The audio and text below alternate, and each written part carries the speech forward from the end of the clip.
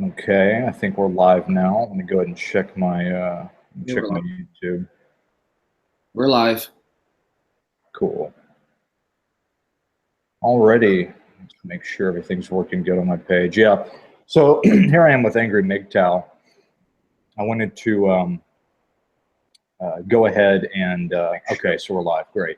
I wanted to go ahead and have him on to talk about a few things. Angry Mgtow. I mean, I don't know. He could speak for himself, but in the Mgtow community, content producer, and recently is now back on the scene. So, Angry Mgtow, man, it's good to have you on. I'm glad you came in to chat. Thanks. I've done a We've done a couple hangouts beforehand, but the first time, I tried to get one going, it basically shit it out on me, and I didn't know what I was doing. But anyways, we got it all worked out. So yeah, man. I mean, you've recently come back. You got a channel going again. You want to talk a little bit about that? I decided to come back because I thought that after having some time away, I was able to reflect. And during that time of reflection, I realized that there were more things that I could say to men, or there was more of a message I can share. But now I'm back, and I'm still the Angry Mgtow. However, it's interesting because like my anger is different. Back when I was running the Mgtow United channel, I was very, very angry and very, very frustrated. And a lot of that, you could hear it in the videos. But now, even though I still have a lot of the same problems in my life that I had a year ago, I'm my anger is different. It's more focused and more channeled. I use anger to tell me that something is not right and something needs to be changed, and I use it as a motivator to help move me forward. But I don't use it as I try not to use it as something to do self harm or harm others with, or or use it as a weapon, because anger can be used as a weapon. So that's kind of where I'm at now. I'm just using my anger and my intuition to be focused on addressing issues in my life and sharing the things that I'm learning now as a MGTOW with other men in the community. Yeah, I remember when I very first started doing my channel, and I was trying to put up content. I was trying to figure out what I wanted to do with it. I don't know really what really compelled me to actually start making content. Other than the fact that it's good to throw opinions around there, and it's good to have people discuss things, and that's how you get ideas across, is people make content, of course. But I remember I saw your channel, and I was like, that person's really cool, because see anybody that was really pushing the limit in terms of what people talk about, because sometimes people are kind of self-conscious, and even online, even within anonymity, but you really seem to kind of push it and tell it like it is, which is really what wanted me to get back in contact with you on that. So I think that with what you're doing with your channel and making always just basically telling it like it is. I mean, because the truth these days is so rare for people that just completely tell the truth. It's just like something people can't handle because they haven't been told it. It's just all been about artificial lies. But when you when you have somebody really push it and tell the truth, then it cuts through all the bullshit. It's a time saver. Right now in this time, I think, and I want to ask your opinion about this. But right now in this time, I mean, we don't have time for bullshit. We do not have time to sit back and pitter patter of whether or not something sounds okay or we're going to offend people. I mean, last time I checked, there's some very important political stuff going on, and there's always gender war going on. We have a very limited amount of time to figure out what we need to do for ourselves to kind of save ourselves out of this cage. I mean, what do you think about that? That you really hit the nail on the head. There's a lot of men, especially those who say they believe in the MGTOW philosophy, that are still trying to tell other men how to behave, how to act. It's like you must be civil, you must be this, you must be. We must be upset. We must express ourselves. We must talk about the issues that are actually happening right now. I mean, one of the biggest problems with the United States right now is that people are too quiet. We have a government that is running wild. We have hate. We have hate groups marching down the streets. We have all kinds of crazy things happening. We have Hillary Clinton committing murder. and and and at the end of the day, everyone's just like, okay, it's okay. It's like people are asleep at the wheel, and you can see that we're going over the cliff, but everyone's like, it's gonna be okay. We're gonna be okay. Yeah. You know, we're at that point where we just can't do it anymore. And I think you bring that up well. I think a lot of people, they were able to resonate with my message, was able to resonate with them previously, because I was saying things that other people wouldn't say, even if it was really harsh. I would often talk about it. For example, I talked about fathers and daughters and the difference in relationships. You know, you have to consider that there's a different perspective when it comes to fathers who have daughters. There is. Or I talked about the fact that little girls can be terrible. They honestly can be. Little girls can be terrible. And that was something I remember some people did not like me saying. How dare you pick on children? How dare you say that little girls can be terrible? Little girls are angels. Are you out of your fucking mind? You know how many guys are in jail right now because some little girl said that he molested her when he didn't do shit? You got to be realistic. No one wants to talk about the subjects that people want to deviate from because they're either too sensitive, they're too afraid, it goes out of the social norm, it's just not nice. This is when you are constrained to what's nice, what's wrong, what's right, that's when you're still allowing the social justice warriors to control you. Okay? I mean, how much more can we lose? Our lives are fucking miserable right now. Our lives are fucking miserable, and they're only getting worse. And I think about this really carefully. I remember a story. I heard this about slavery, where they used to have the slaves, and they would. This is hundreds of years ago. Slaves in America. The slave masters had their slaves, and the thing is, if you have slaves, it's not cheap to just have slaves. Don't get me wrong; it's cheaper than, let's say, indentured servants, but because indentured servants, you actually have to give them something at the end of their labor, after a period of labor. But slaves, even though you own them, you still have to provide them with food. You got to provide them with clothing. You got to provide them with health care. You got to provide them with housing. All these things add up. They all add up. And you have to take care of them to some degree. You can't treat them too poorly, because if they get sick, then they die. Or if you see where I'm going with this. You know, it's interesting.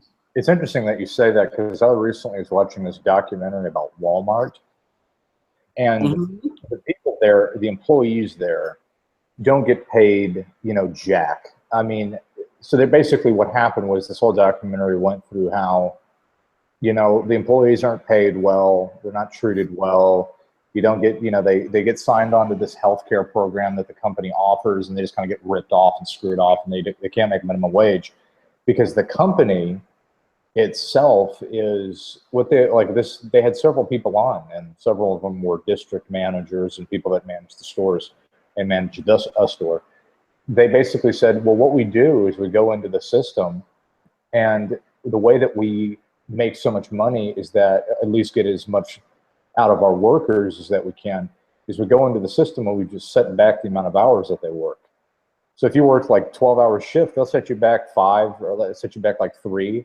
And so that's how they cheat people out of the amount of money. So, and what's funny about Walmart is that everything, the whole premise about what they said this was, and this ties into what you're saying about the slave labor and slavery, is that we see it, especially in modern day time, especially with Walmart, because what ends up happening is the way that they make so much money is they cut people's hours back and they cheat them out. There's nothing they can do about it, because, they have everybody in there. And they also said that they actually send in spies into the stores that monitor what people say around people. And if you say something the wrong way, then you're fired. So they got like private investigator spies. This ties into China and what China's doing. Everything from the store made in Walmart's made in China pretty much, and everywhere. Well, China's the largest manufacturer of goods, at least that are in that regard, retail and stuff like that, for Walmart. And when you take a look at it all the way back, basically, if you look at what's going on in China, they have slave, factory labor there. And so what's happening is that the employees of Walmart and China's cooperation in regards to what they sell in their stores go hand in hand. China's a communist country. And so what they're doing is they're adapting the workers to slave labor without them even realizing it. Because when you work 12 hours and they only say you work like 8, then you're doing slave labor. You're not getting paid what you should be. So I think what's happening, and especially in the United States and many other countries, is that we're all being turned into this slave state. I mean, it's what I said it. I said that Walmart is it's a communist dictatorship made by China under the disguise as a retail store, because those people in there work in slave labor. So what we see today, and especially when it comes down to Mgtow and stuff, is that if you're able to look past all the jargon and all the talking points and really use your mind to think about stuff, everywhere around us, we are literally in slavery by other people's hands. And that was just an example of Walmart and how they use slave labor. No, that's an excellent example. It's society is literally crumbling into such a system of the haves and have-nots, and they try to pretend like, well, one group is doing better than another, when in reality we're all getting screwed. We're all getting screwed, and the happiness in America is deteriorating to such a point where it's becoming pointless. I scratch my head. Like, I was watching a video by I'm trying to remember. I think her name Anya, and she has an interesting channel, Anya Real. And I was watching a video where she mentioned that Americans are a lot more materialistic than Russians, and it's because of I think she suggested it was like because of the abundance.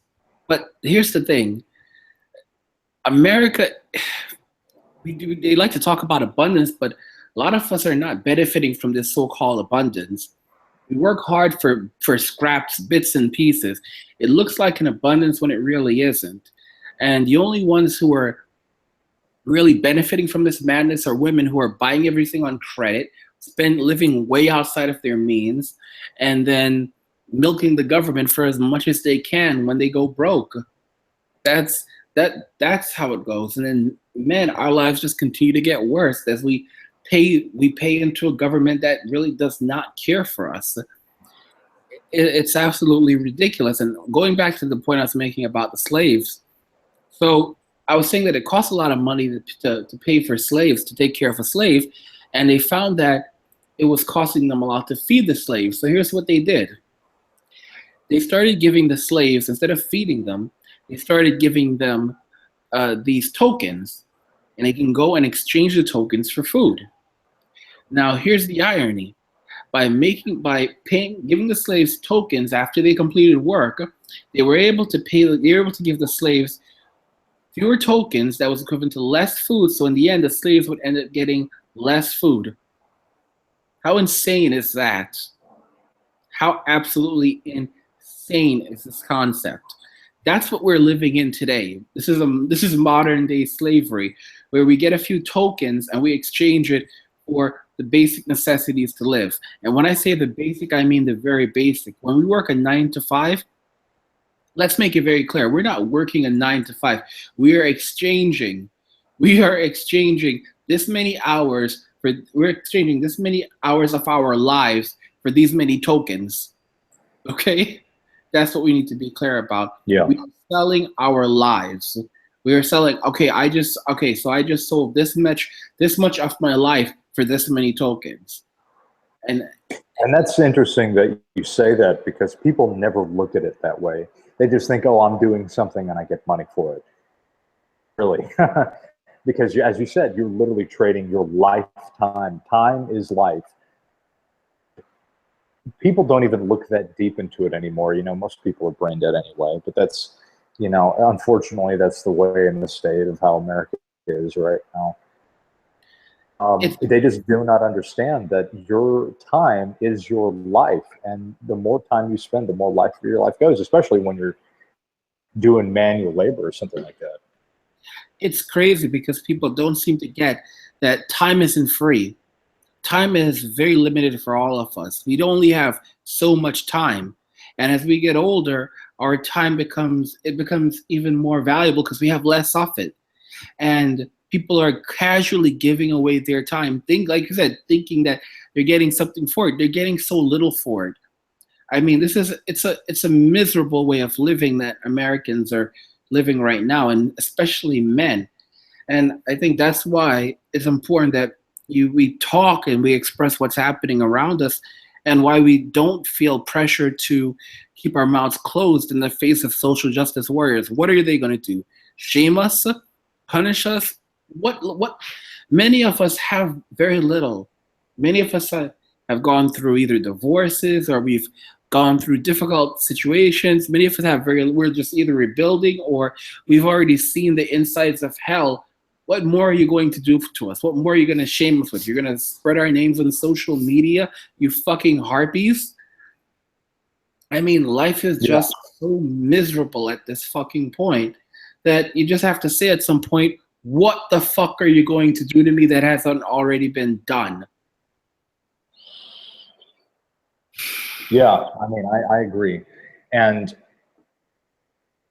to me, it seems like anytime I do research into anything these days, I feel, especially now, I feel like it's a race to the finish, or a race before this end. I don't know how to describe it, because there really is no finish line once like something, with what we see going on in America gets started. There is no finish line into anything.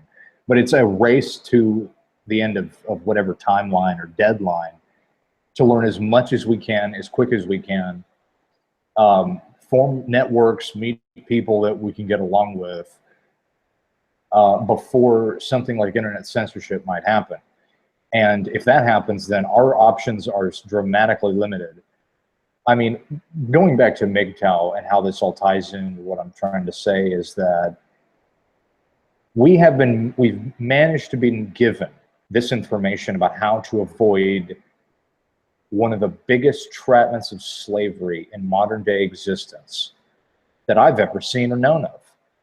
And the fact that if somebody is smart and they know how to read between the lines, and they can put two and two together, and they understand the information, then they're going to they're going to save they're going to save money, they're going to avoid mistakes, they're going to avoid slavery, they're going to avoid chains that bind them in ways they can't imagine. And so that's why I'm thankful for the information that I learned about. I guess that's one of the reasons why I wanted to make content. It's actually one of the main reasons, is to give back by saying and talking about my perspective, because what I see Mgtow becoming is a Rolodex. It's a giant internet Rolodex of ideas, information, and many different discussions like what we're having today.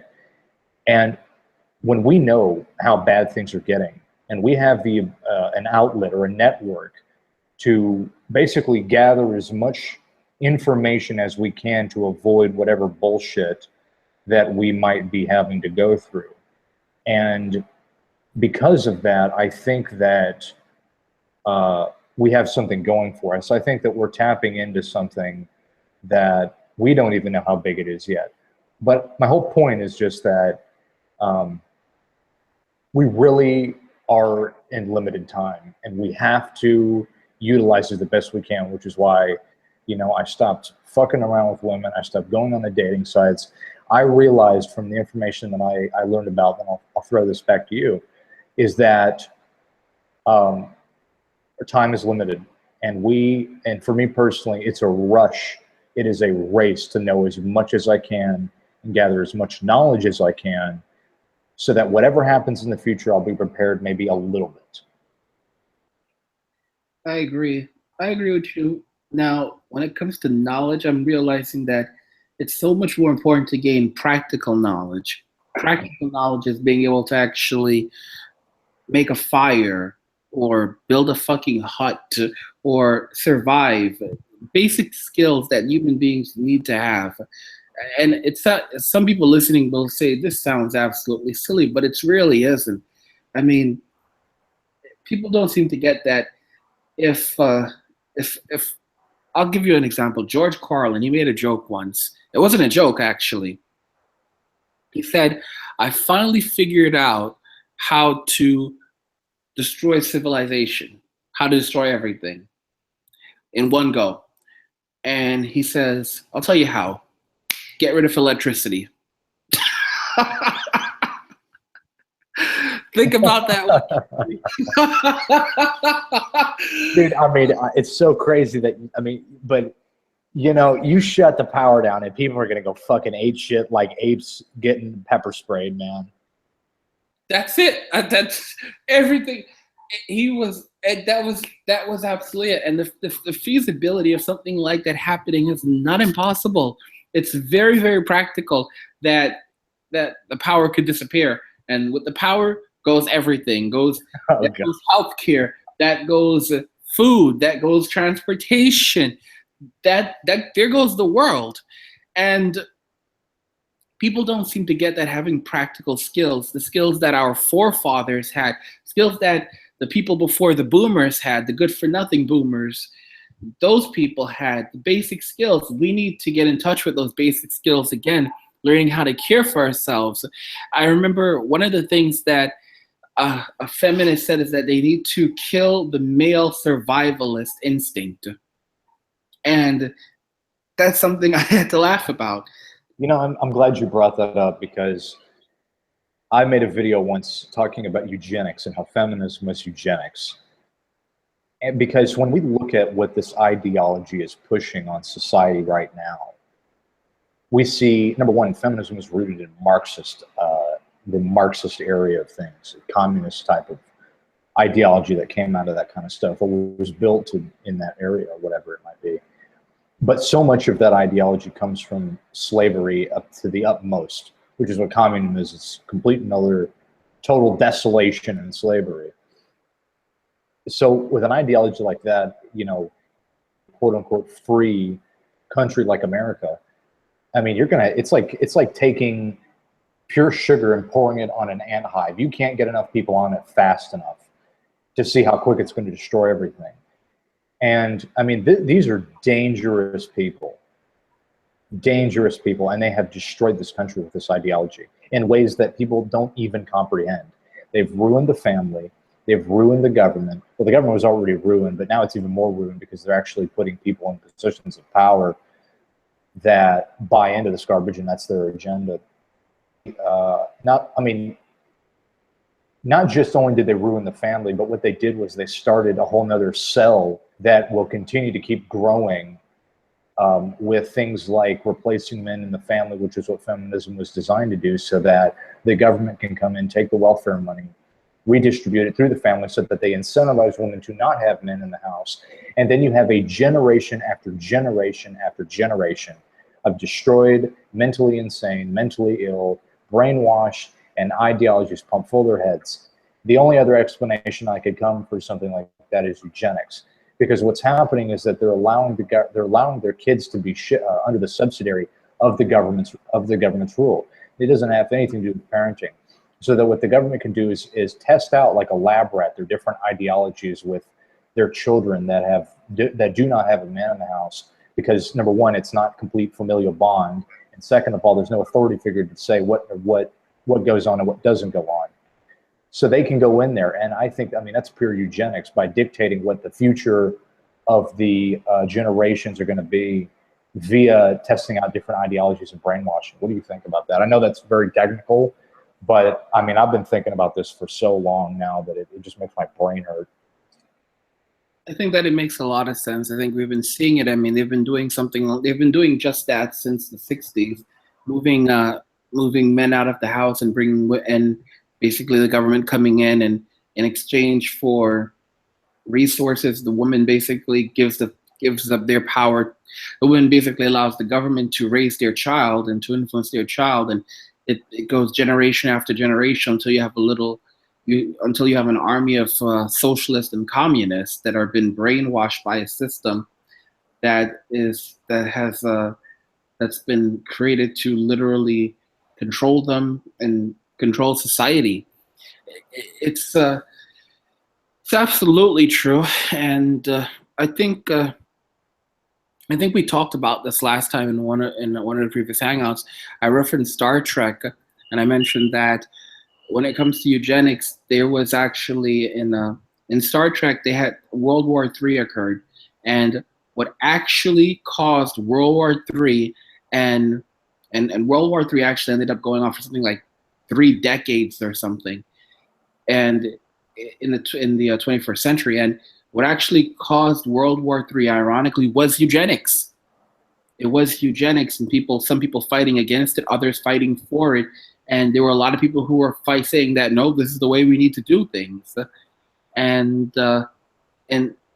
this is, it's literally coming down to that. And I could honestly see something like that happening, but the problem is right now everyone is so asleep at the wheel that the government's essentially getting away with what they want to. Hillary Clinton, one of the scariest things she constantly keeps saying is, it takes a village to raise a child. No, it doesn't. No, it doesn't. It takes a man and a woman. It takes a father to be there to raise the child. What she's really saying is that it takes the government to raise your child for you. Hey, just wanted to run in the circle. We have a few people in the chat room right now. We got Traversable, we got Mgtow Teacher, and we got about 9 people watching. So, hello Traversable and hello Teacher. I haven't seen Traversable in quite some time. It's good to see him back in. Oh, hey, what's going on, Traversable? But you're so right about that. You know, I remember I was talking about a while back. I don't know if I discussed it. I think I brought up one of my videos. I think, yeah, I did. But I knew this chick a long time ago. She lived in Britain at the time. And free house from the government. She was basically being taken care of free. So she got a free house. Didn't have to pay anything on it. Early 20s. She had 2 kids, 2 boys, most of them like really young, like in 3 to 5 area range. And she got free food given to her by her door, like they delivered it to her door. And she also got a free check in the mail for extra cash. And I looked at the house, and it's like, really, it's a nice place. I mean, it doesn't look anything fancy, but on the inside, it's fucking nice as hell. She gets free money, free house, free food, free shelter, and a free check in the mail. And now she's pregnant, last time I told her, with her 3rd kid. I wonder what that could be about. She probably's going to, and she recently moved into a nicer place too. I mean, come on, people. I mean, this is ridiculous. I mean, but this is what we see going on right now today with, you know, this bullcrap with this feminist government lending bullcrap. And that is an example of how eugenics can take place, because they're literally putting you up in a place where your job is to give birth to babies that the government then ends up having jurisdiction over. That's pure 1984 eugenics. I mean, that is, I don't know what else you could describe that to be, and it's sick. But I wanted to bring that up because that, I mean, it's funny how that kind of came into my life, how I ended up realizing that, and I didn't know it at the time, of course, but now that I look back and I remember talking to that woman, I can't even believe what I saw. And I couldn't even believe the government was willing to do that. I mean, but this is what we're looking at. I have a question for you. What do you see the end result in as much detail or as much research as you want to talk about right now, of where do you see the end result showing? If this shit keeps going on, where do you see the cracks begin to open, you know, wide here? And where do you think it's going to start? Is it going to start with revolution?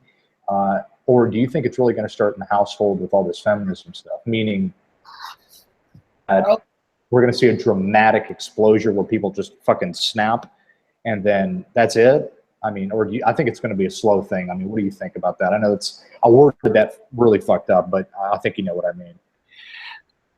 I talked about end feminism once a while back in another chat, I think, and she said something interesting. The end feminism, Cassie, she's no longer on YouTube as far as I know, but we were talking, back when I left Mgtow for a while, we were talking, exchanging emails. She said she wanted to stay in touch with me. And one of the things she said to me is, I asked, when do you think feminism is going to end? And she said, she's about 20 or early 20s. She said, not in our lifetime, but we need to lay down the groundwork now so that, and this is the entire reason why I'm not into the whole anti-feminism thing, because it's literally throwing away your life. You look at the MRA, you look at all the bullshit, and that it doesn't work. And that's why Mgtow is so effective. But she said, I asked her, so when do you think it's going to end? And she said, not in our lifetime. She's only around 20 something years old. I mean, granted, she probably has another 60 years of life, not in our lifetime. So you're telling me by 2070 something, feminism will still be going? You've got to be fucking kidding me. 100 years? I mean, what, 100 years of feminism? So when will it, going back to your initial question, when will it end, or when will the trickle start to crack? It could be a very slow and gradual process. I will say this. I will say that more and more people will start to say, fuck this. You'll have a lot of people literally coming to Mgtow because it will be the only place to go. It'll be the only philosophy that they can follow. Either you follow Mgtow or you die. Because I mean, that's what we're seeing right now. What society is, it's literally death. It's cancer. It is cancer, social cancer. There are now 31 different genders in New York, and they're all protected. And if you discriminate against any of those genders, you can be sued. 31 different genders. No, what we really have is 29 different mental illnesses. And more and more people will get frustrated. I made a video a year ago around there, and it was called Men Leaving the West. And it's going to be a progression where there's going to be a lot of men who are going to be fed up with the bullshit, and they're going to leave the West and go to third world countries, go to the East, build a house, do whatever, find some other way to live, and just say, fuck it. And it's going to be increasing year over year. And how is the government going to deal with it? They're going to try dealing with it by using mass immigration. This is the reason why they are fighting so hard to get Muslims into the United States and all these other countries such as Germany and even England, because as the population is declining, they want to bring in the next generation of drones. And someone said something interesting, that the Muslims coming into these countries think that they're just coming into these countries and invading. But something that these Muslims don't realize is that they are being integrated into the system. And let me tell you how they're being integrated in. They come to the country, and the government says, okay, so we're going to give you this money, and we're going to give you these benefits, and we're going to start giving you these things. And these people, they think, okay, so we're just taking from these fools, right? They don't realize that they're being trained to suck on the government's tit, just like the American woman was. Okay? So they are being controlled by the government. They don't realize that you accept the government's money, you also accept the government's terms. You don't realize that, oh, we're going to give you free housing, but where we live, but we're going to say you're living here. We're going to give you free food, but what kind of food are you consuming? We're going to give your children free education. We're going to do all of this, but they don't realize that they're gradually losing their autonomy as they accept those government benefits. So their culture is being stripped away from them gradually as well. Their ability to choose for themselves and make their own decisions is being taken from them over time. So these immigrants that think that they're getting all this free shit from the government, they are not. They are being integrated into these societies by these governments. It's like a student loan. Yeah, we'll give you a whole bunch of money and you could possibly graduate, but your ass is going to be in like fucking 9% interest rate for the fucking rest of your life. And that's if you got a useful degree. You know, I mean, I've been right, and I think he's very smart when it comes down to exposing the educational bubble. I mean, he's really nailed it on the head. I don't necessarily agree with some of the stuff he says about women in terms of, you know, how they're not really as bad as he says they are. But nonetheless, you know, they can give some. Who? Aaron Clary. What's say his name again? His name's Aaron Clary. Oh yeah, Aaron Clary. Yeah. I know the guy. Yeah, I mean, basically, I mean, I think he's really smart when it comes down to the educational stuff. But anyways, look now further into like the student loan debt, because I haven't gone to college.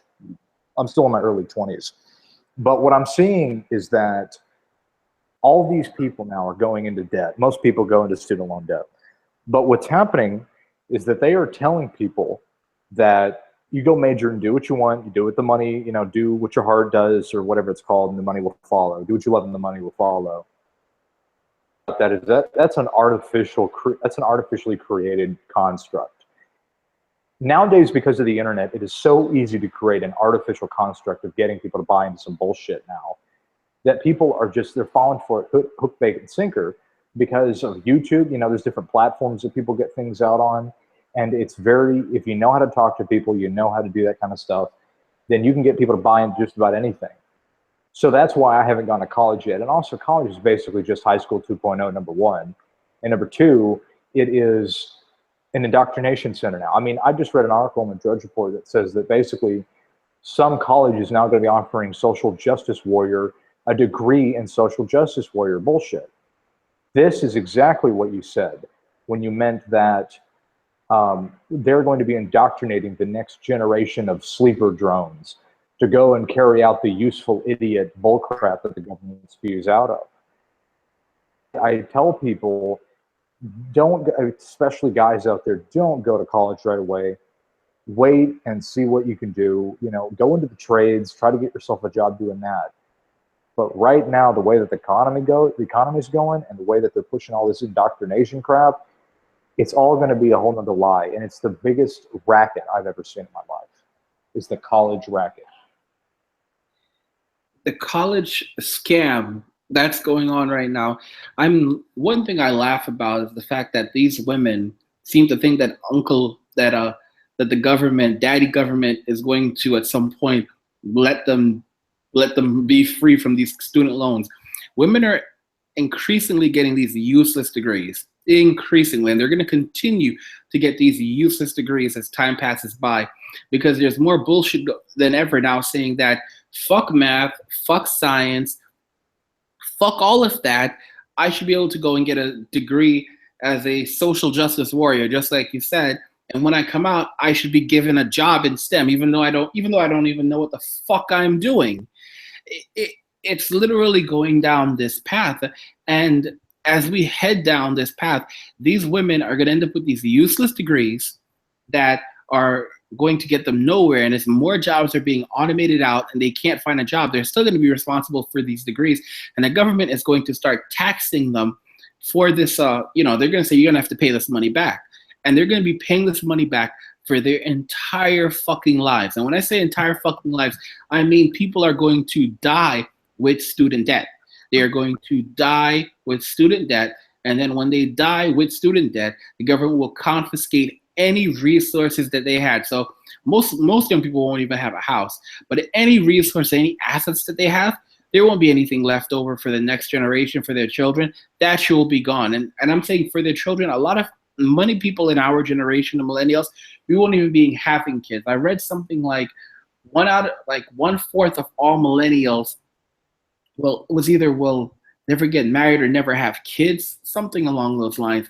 It's a large number, and it's weird because back in with previous generations, if you went back to like the 1960s, 1970s, two-thirds of all people our age, between the ages of 18 and 34, were married, and now it's sinking very low. I mean, there are more unmarried 18 to 34-year-olds now than ever before, and it's not going to change. Many of us will never go down that road, and a lot of women who don't know how to budget money, they don't know how to live, to be honest. They need a man to handle those things. They are going to just go down the path of spendthrifts, and they will have nothing left. They'll be working for the rest of their lives trying to pay back student loans while staying afloat, and they will be a wage slave for the rest of their lives. And to be honest, even then, it's going to be kind of funny because, like I said, so many of these jobs are being automated out.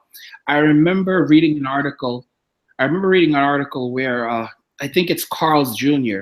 The CEO of Carl's Jr. said that he's actually been to some of the restaurants where because you can actually order your food at a machine at Carl's Jr. They have the machines. And he said that one thing that he's noticed about people our age is that we don't like to interact with others. We don't like to interact face to face. Oh boy. And he said that he's been to Carl's Jr.'s where the machines where you can order your food had a line while while the cashier, where you can order at a cashier, there's no one standing there, proving that, and it's all millennials. All millennials are literally lined up to order their food from the digital box instead of going over to the cashier, because they would much rather avoid having to interact with a person. This is the path that we are literally going down. We're literally going to become slaves to the government, making minimal income, paying out pretty much every penny back into the government, and the very rich, and having very minimal contact with each other. And I remember you talked about a movie with I forget the actors, where you mentioned literally like men and women didn't have any interaction, or very little interaction.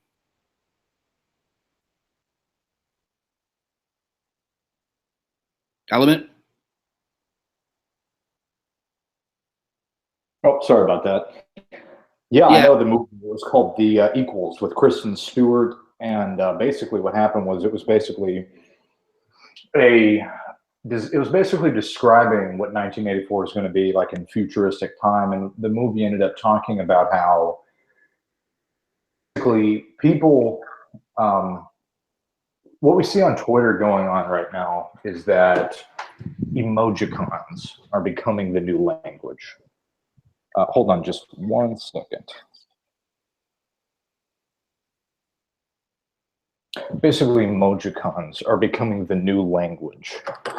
And what we end up seeing with Twitter and Instagram is that people these days, as you said, are losing their ability to communicate. They're losing their communication skills. So what's happening is that, and I've recently seen this with advertisers, is that everything now is becoming advertised around the emojicon because people don't know how to communicate. First, we had texting, which people stopped talking on the phone. They'd rather text because it was more convenient. They didn't make any effort to actually respect the actual communication aspect of talking to another human being. So they started texting. That became a new thing. And then the iPhone came out, and it changed the whole game forever. So emojicons are now a huge thing. I recently saw this Kim Kardashian commercial where she's advertising this app or whatever on the TV commercial. There was no words to it. It was pictures and emojicons, and then the app picture. So what we're seeing in the world now is that people will now, the new language, each social media site will have a new language. Facebook will have its own way of talking. Instagram is basically emojicon language, and Twitter is basically emojicon language. People usually use emojicons because it's popular. How do you get somebody and some group of people to be hitched onto something that they'll want to buy into? Well, you advertise it, and you create an artificial sense of what the product really is, and so people go and buy it, and they go, oh, look, it's so cool. So what we see now is that people will eventually start using emojicons. And going back to what you're saying about the movie Equals, in this movie there is a scene where they're sitting at this like lunchroom. Everybody's wearing the exact same thing. Everybody is talking the exact same way. It is illegal to be seen with the opposite sex or touch the opposite sex for that regard. Everybody is microchipped, and everybody works, I guess the same job or whatever. And so the scene is 3-letter words: eat, sleep, and happy. And it's a picture of a smiley face, like an emojicon. Is just basically describing 1984. What we see going on today is most of the same types of situations. Emojicon language, dumbing down of the language. People don't know how to communicate anymore. People are lacking the ability to have engaging conversations. So people's intellectual capacity will be dumbed down to pictures and to symbols. We live in a symbolic world. Everything around us is to do with symbols. The Google logo,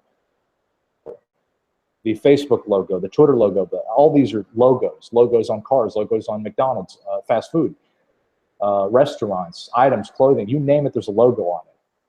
So eventually I think what's going to happen is that people will only speak in logos and ideas. Well, who makes those things up? Well, the corporate people. So you begin to see where this is going.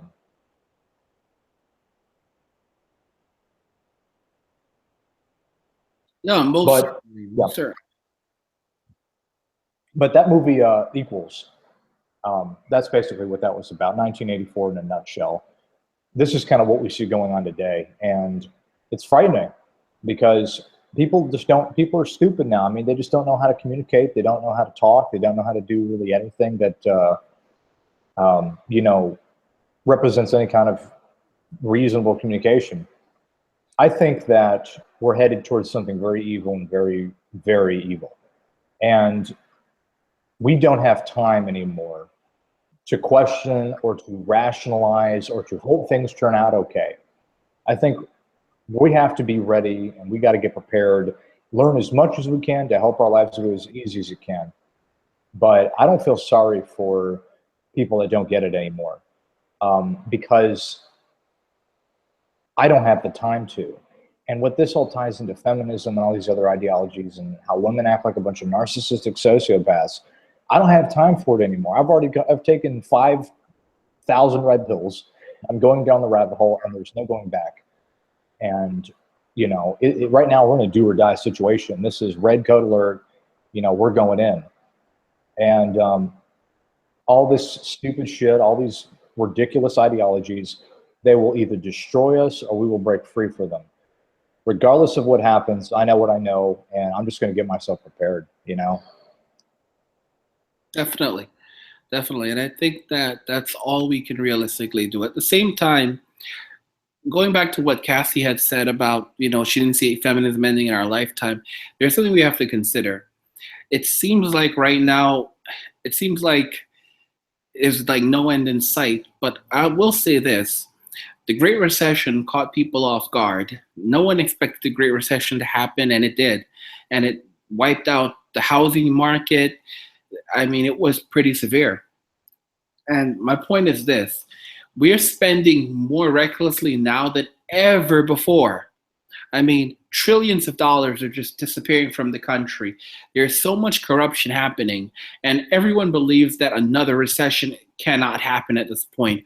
It won't happen. The country will be fine. There will always be money. And here's the thing I'm getting at. They don't seem to think that America can collapse. And I've heard people say America can never collapse. America cannot run out of money. There's no such thing. You don't understand. You can just print more money. And that's the frightening thing, that people don't understand, that when you start printing more money, that's when things just continue to decline more and more and more. And that's literally the attitude everyone has right now. Print more money. America can just print its own money. And that's literally what's going to bring us to the end. When the next big recession happens, and it will, it can literally reshape how everything works. Because I said it before, American men in America, they called it the man session, lost the vast majority of jobs. But during the next recession, dude, it won't be men who lose the vast majority of jobs. It will be women. And and it will be in service sector. It will be, I mean, we're talking about from everyone from call centers to especially people working in fast food. Their asses are gone. Their asses are gone. I mean, you said it. They were replacing, you know, all of the the cashiers with electronic machines. So this is the transhumanist agenda, people.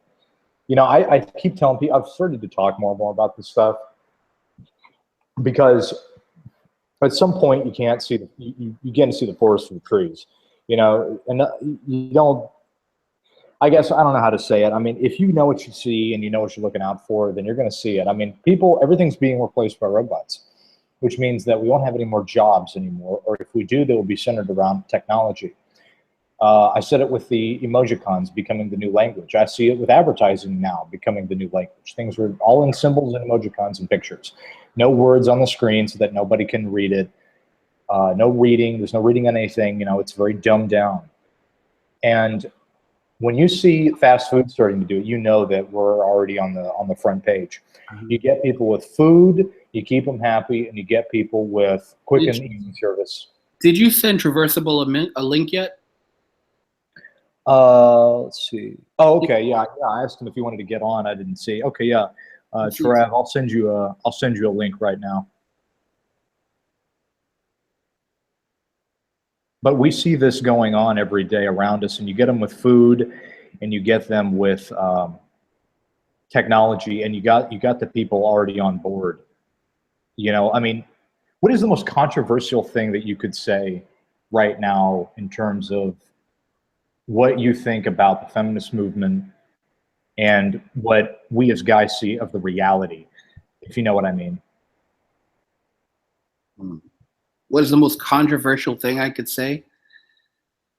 Honestly, it's hard to, it's so ridiculous at this point that, I mean, they'll find controversy and everything when it comes to the feminist movement.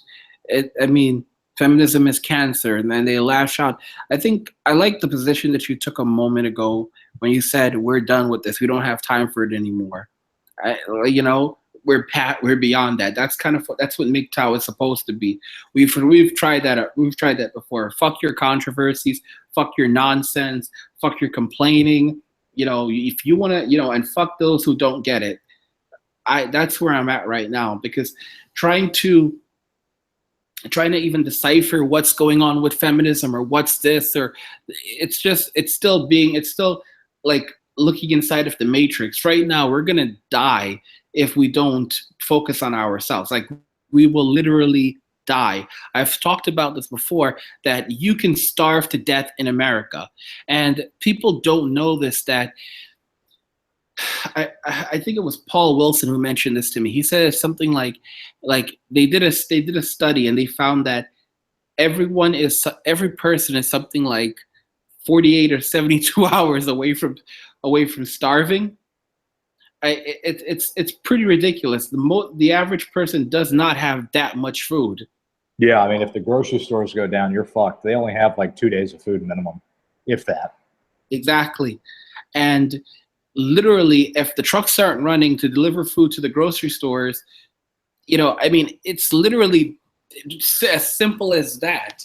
It's literally as simple as that. When you look at Greece and you look at the collapsing Greece, people were literally waiting at the banks to get something like $50 a day out the bank. Like $50 a day. Oh my gosh, I remember seeing that on the news when that broke down. I mean, there was people lined up around city blocks to reach it. There's a small little ATM machine. I mean, good Lord. I mean, that is a terrifying, terrifying thing to happen because people are so unprepared. Mm-hmm.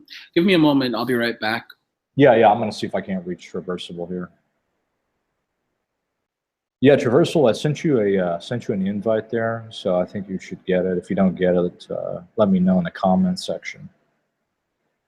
I finally figured out how to do a live stream.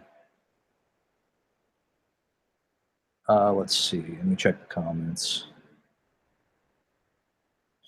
Do you have an open box in the Hangouts? Do you mean like a chat, like a little chat box?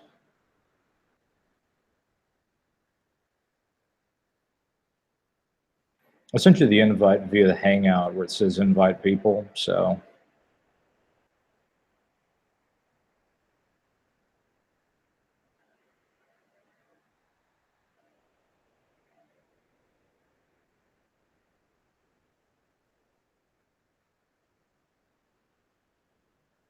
Okay, yeah, cool. Sweet. Yeah, I would love to get Traversable on. I'd love to talk to you again, man. It's been a long time. Hey, Element X, do you consider yourself a millennial since you said you were in your early 20s? Yes, I am a millennial. Yeah, I'm a millennial. I'm 22, so I would consider me a millennial. I mean, I don't talk like most millennials my age do anyway. You know, I've always sounded more mature for my age than, you know, most people my age would be. Most people my age are running around on their cell phones and, you know, watching useless television and being brainwashed. But yeah, you talk like a wise man. Well, you know, once you start to, you know, really look into things and you know, you don't want to, I mean, once you get unplugged from the matrix, you know, that's the best analogy I can describe it, and that, you know, people in the Mgtow community describe it to be. But once you break free of that, the whole world changes to you. You know, you have to be open to learning things that make you feel uncomfortable. because if you don't, then you're never going to learn anything.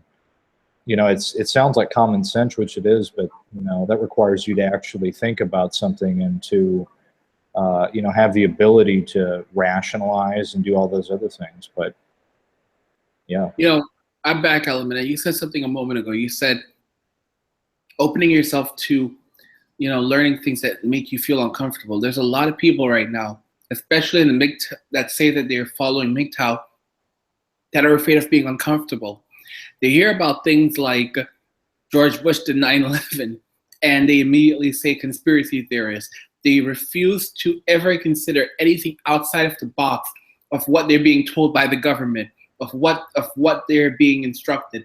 They're so afraid of doubting the reality around them that they would rather believe the lies than actually seek out the truth, even if the truth is looking them dead in the eye. Absolutely. We have Zetax in the chat now too. You know Zetax? Mm-hmm. Yeah, we got him in. We got Traversable in. We got Teacher in. We got Unknown Mgtow in. Let's see who else we have in here. Mgtow Teacher. So we got some nice people in here. That's cool. This is the very first time I'm doing one of these live streams, and it's gone over pretty well. I mean, I was telling Angry Mgtow about how I almost just flipped and lost it trying to figure out how this thing worked, and then so I got it all working now, so that's good.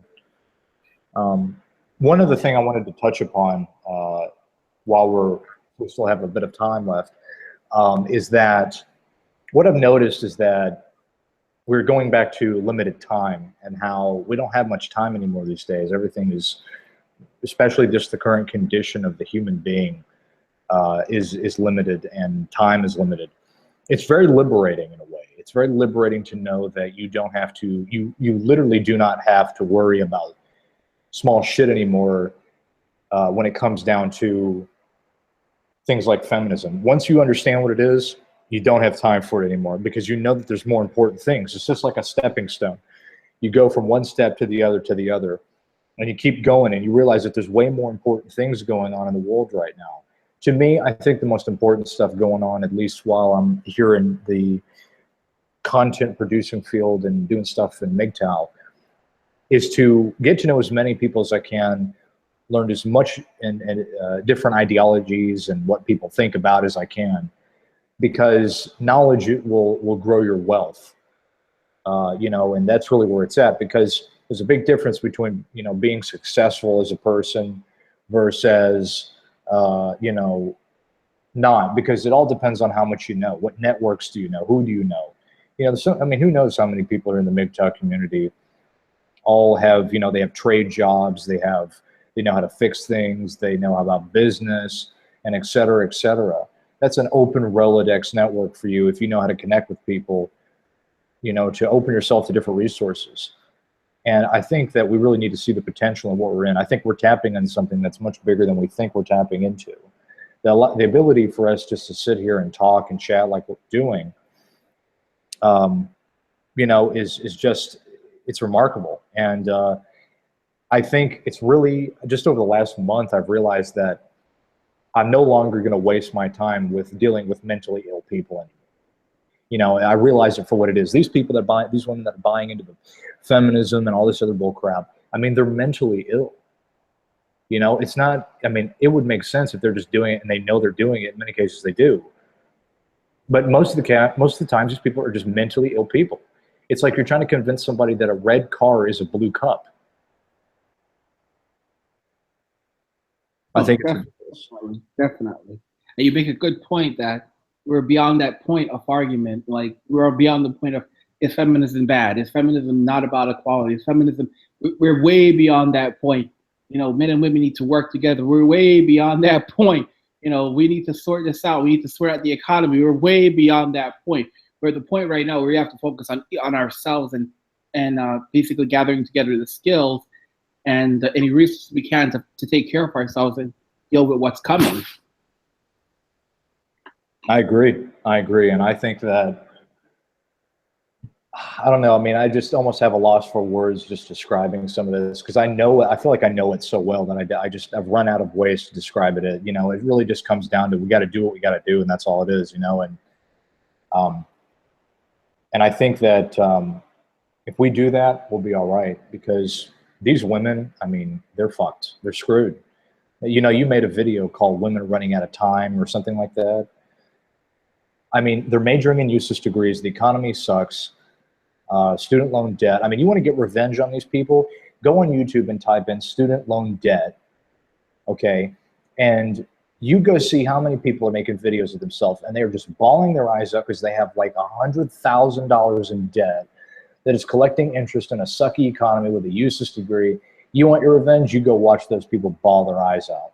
I mean, things aren't looking good for them. And honestly, I don't have time to care about that. I really don't.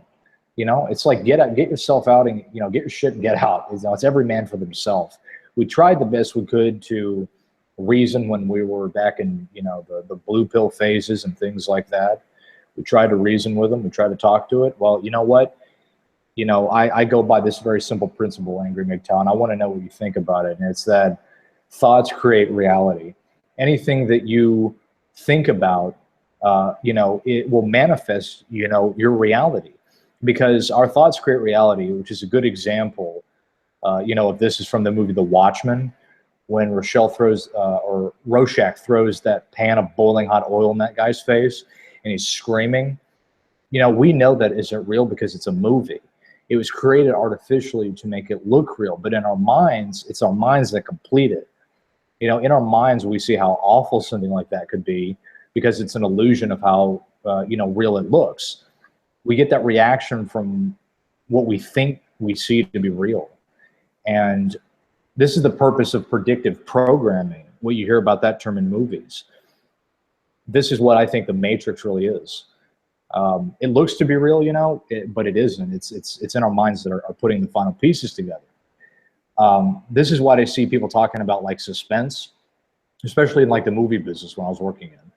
You know, there's a film director called Alfred Hitchcock, you know, and he would play with suspense, and he quotes in an interview once that if you tell people that you're going to put a bomb under a desk and it's going to go off in an X amount of time, you know, then people are going to expect it. But if you tell them that there's a bomb under a desk and it will go off in an unknown time, then it will create suspense, tension, fear, and et cetera of emotions. And what we think becomes reality. So our emotions are a tool of how thoughts create reality, because our emotions are what influence our thoughts, you see? And it's interesting because this is an example of how thoughts create reality. And one other thing I wanted to mention is that, so if thoughts create reality, then we now begin to see why there is so much mind control out there. You know, because if our minds are controlled, then we're building another reality that isn't our own. If that were the case, if that's true, that thoughts create reality. This is the power of mind control.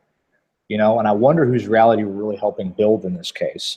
We must, you know, realize this, because we're in a, you know, we're in charge of creating our own world and what we want to enjoy in our life, and not buying into feminism and all this narcissistic, arrogant women who think they can run around and treat people like shit all day and not see some kind of consequence. It's a yin and yang. Every option, every reaction has an equal and opposite reaction. And that's what all the symbolism, you know, is designed to do today, is to create a reality of our own, because we interpret those symbols. And in many cases, we're helping build the matrix, because if it's our thoughts, then, you know, the matrix is just more than a computer program. We're just not hitting in the right thoughts. You know, what do you think? First off, Traversable has been trying to get in. I tried sending him the link that you sent to me. He said got a 403 error on that link. He's still having trouble getting in here. Wow, that's weird. Hold on a second. I mean, let's see. Oh, so we have Mgtow Teacher on. He's in here in the chat right now, in the room. Hey, teacher, how you doing? Hey, I'm fine. I'm getting a pretty bad echo though. I got my headphones on, and I'm doing just great, man. I'm really enjoying your show. I just checked in for a couple of minutes. Great. Yeah, I don't know if, I think it might be echo on my end. I'm not sure. I'm in my garage right now, so it might be why there's some echo. But let's see if we can get Traversable in here. He says he's having some issues with the link. I don't know why it's not coming through. I'll send it again to you, Traversable. I think Angry Mgtow sent it, but I'll put it in the chat here.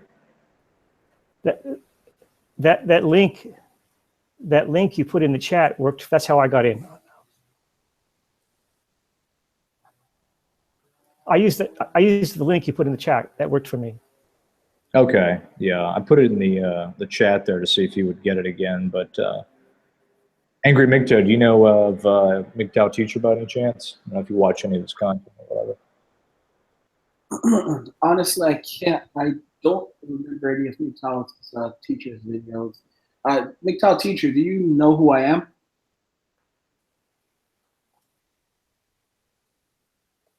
Teacher? Okay, I'm getting a serious echo. Let me try without the headphones here. Okay, cool. Yeah, I don't know why it's echoing so bad. Google is always finicky. Do you hear an echo? Element, I don't hear an echo. Do you hear an echo on your end? Hold on, I got only one headphone in. Let me see if I can hear anything. No, I don't hear any echo. Everything's Might just be a little fluff on his end. Yeah, probably. See if we can just get figured out. It's always finicky with just technology. It's never simple.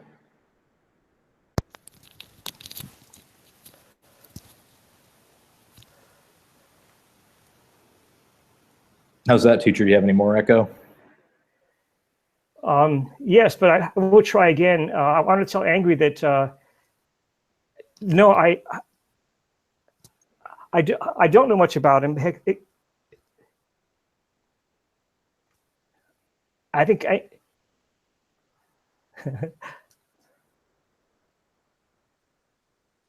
okay, I'll try once more. Angry Mgtow is on fire tonight. I think he's really great. Just keep talking, brother, because you know this whole thing you're saying about money and how people are going to be scrambling for money, it's going to get worse. I think. Talk more about it, please. Okay, no, definitely. Thanks, dude. I mean, yeah, it's society.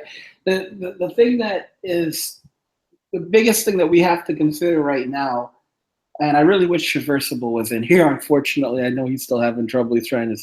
Sorry, but you don't not have access to. Sorry, I'm trying to figure out why that is. I'm trying to go into the settings here and see why it's not letting him in. I'm trying to get him in here. Just give me a second. Let's see if I can figure this out.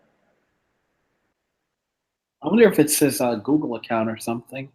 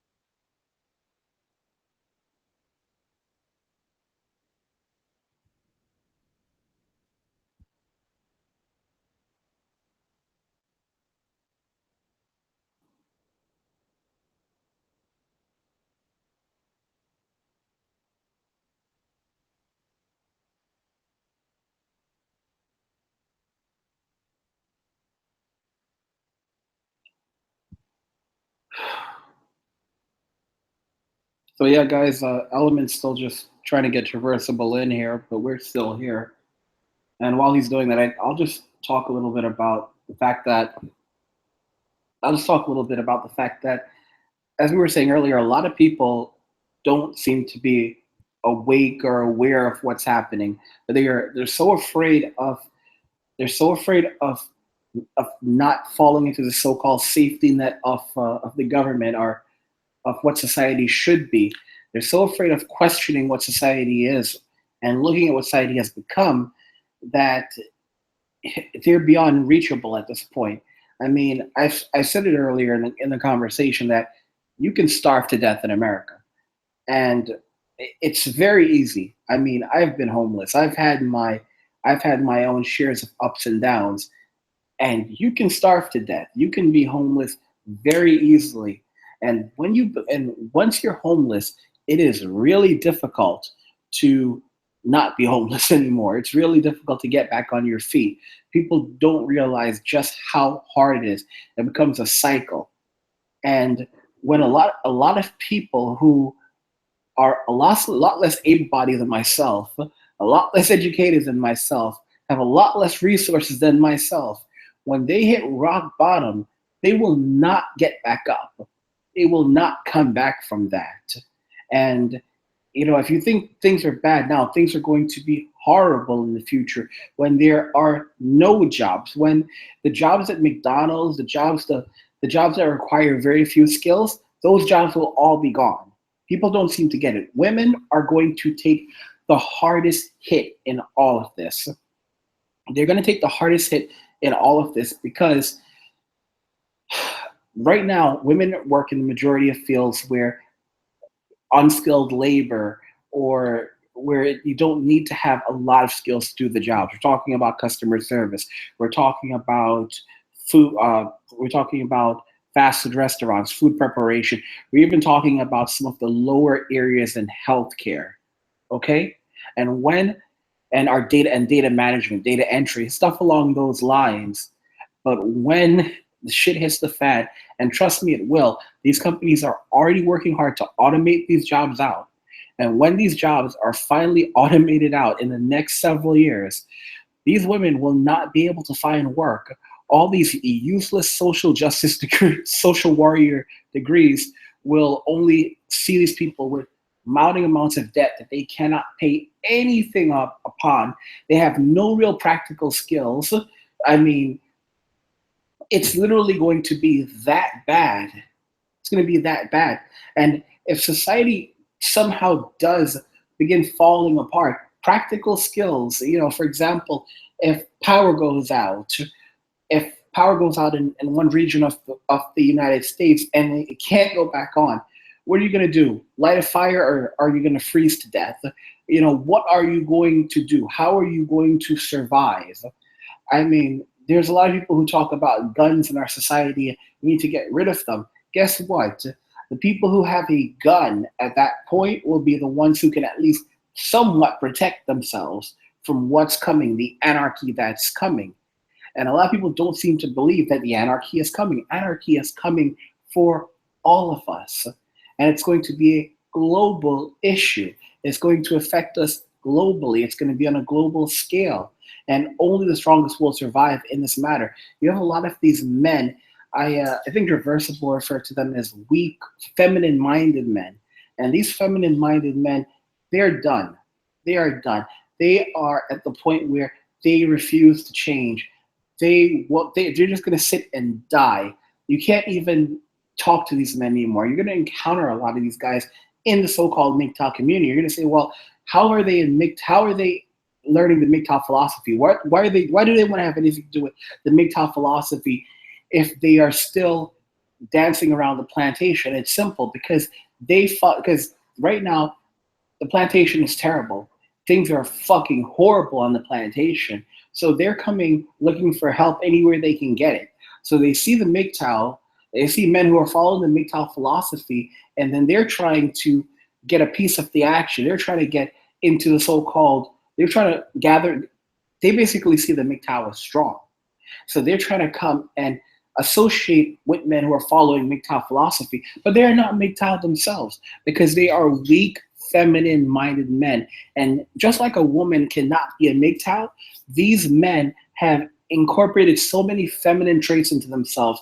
Their thinking is so feminized that Mgtow, it's something that it would be very difficult. It would take something very critical for their nature to change and for them to actually graduate to becoming a man, because these men are so far gone that it's hard to really call them men anymore. They've lost that man card a long time ago. They are weak, they are feeble, they are emasculated, and you can't really reason with these types of men. And that's why we really have to say, you know what? Fuck it. Fuck these guys. Fuck society. Fuck these women. We're focusing on ourselves right now. We're focusing on setting something aside for ourselves. We're focusing on putting aside some resources for ourselves. We're focusing on us right now because the MRA has fucking failed. The MRA has been going on for decades. They're a fucking laughing stock, and they've already been labeled a fucking hate group by the feminists and all, and the Southern Poverty Center for bullshit. Okay, this is the MRA, and this is what Mgtow is supposed to emulate. Time is over. Let these idiots stay out there fighting. It's like I know a lot of people they don't like when I bring up the Bible, but let me give you a great example with Noah's Ark. You know, God told Noah, and this is just an example. Just listen to the example. God told Noah, listen, Noah, I want you to build this ark because shit's gonna hit the fan. And it wasn't just Noah that knew. Everybody fucking knew. Everybody knew that a flood was coming. Noah told everyone there's a fucking flood coming. God said there's a flood coming. And it's gonna happen because of the way society is right now. And there's a flood coming, but there is a way to save yourselves. I'm building the ark and everyone can come inside. And what did they do? They spent like 100 years insulting the guy, telling him he's full of shit. They continued on doing the bullshit that they wanted to do, even up till the very end. They could have just gotten in the ark just in case. They said, fuck that. And they all ended up drowning and dying. And that's how society is going right now with these feminine-minded men. They can, no matter how many signs there are, God himself can speak to these people, and they would still look for some philosophical belief to deny it because they feel safer. They cannot go outside of the belief systems that they've encompassed. They are too afraid of looking beyond that. Even if the belief, the current structure, the current reality is leading them to death, they would rather believe that they'll somehow survive because it's all they've ever known. What do you think, Element? Element?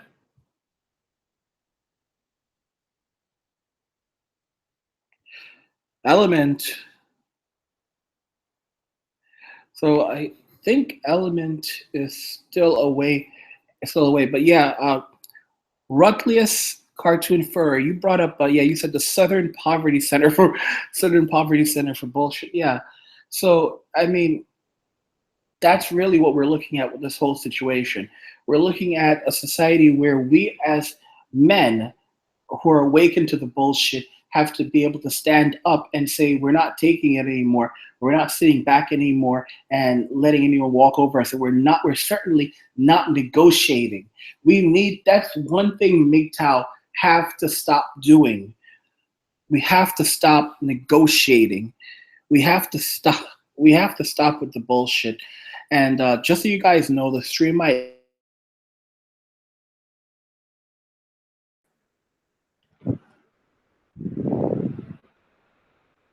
Gosh, whoops. Can you guys still hear me? This is weird. I think what happened was I got cut off.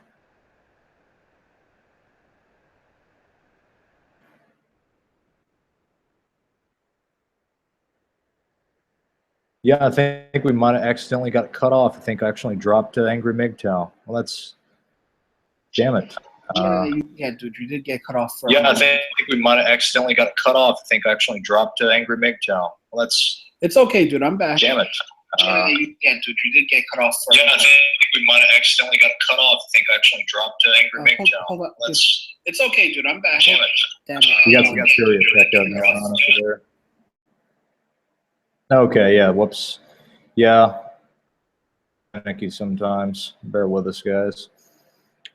Yeah, I think what happened was that I dropped out of the channel and tried to come back. My mic was muted for some reason, and what ended up happening was that I guess it just kind of got unresponsive in there. But I think Angry Mgtow is going to be coming back in. So sorry about that. I also sent Traversable another link. I don't know why it's not participating like it should, but I sent you another link, Traversable, if you get it. I tried to copy the right link there. I don't know if that's working for you yet. Okay, so he says the link's not working. Okay, well, I think I've refreshed it now, so I'm going to go ahead and send it in the chat again, and we'll see if that can't work one more time. So there's the link. Try that again, see if that doesn't work out. See if that works for you guys. If Zeta, you want to come into and Traversable, more than welcome to, guys. But yeah, sorry about that. Got to work out these kinks every now and then. But I do agree with what Angry Mgtow was saying. You know, I'm done with these people. I've had it. You know, you know, every single time that I worry about any of these other people, I've had it. I have a complete headache with it. I'm done with these people. You know, we were talking earlier about time. We have very limited amount of time these days, and it is completely ridiculous to waste our time doing things that are not responsible for things we need to achieve, and that are completely and totally a waste of precious time that we have to have for ourselves. And I wholeheartedly agree with you, Angry Mgtow, when you're talking about that. Yeah. And hey, Zeta. Dude, I'm trying to get back on with my Angry Mgtow account. I don't know what the fuck is going on. I got dropped, but you and Zeta just talk for a moment. I'll figure it out. Yeah, go ahead. Good to see you on, Zeta. Hey. Haven't talked to you in a while. How have things been with you? Hope you're doing well. Let's see. Yeah, I think somebody commented. Says Unknown Mgtow says, "Whoa, triple echo, that was wild." Yeah, this Google is weird sometimes. You know, it's temperamental. You got to kind of work it out every now and then, figure it out. And so, see if we can't get Traversable in. I've been trying to send him links through. So hope to have him in, and Angry Mgtow's trying to get his situation fixed. But anyways, let's go back to what I was saying, though. I agree with Angry Mgtow. I'm fed up with these people. I'm done with it. I used to make a lot of not response videos. I used to make a lot of videos talking about feminism. And I just don't have the energy or the time for it anymore. You know, I see much more important things going on in a world that really influence how we you know, end up moving on with, you know, just living in life and just struggling and trying to get by with what we can get by with. And I just don't have the energy or the time to put up with mentally ill people anymore.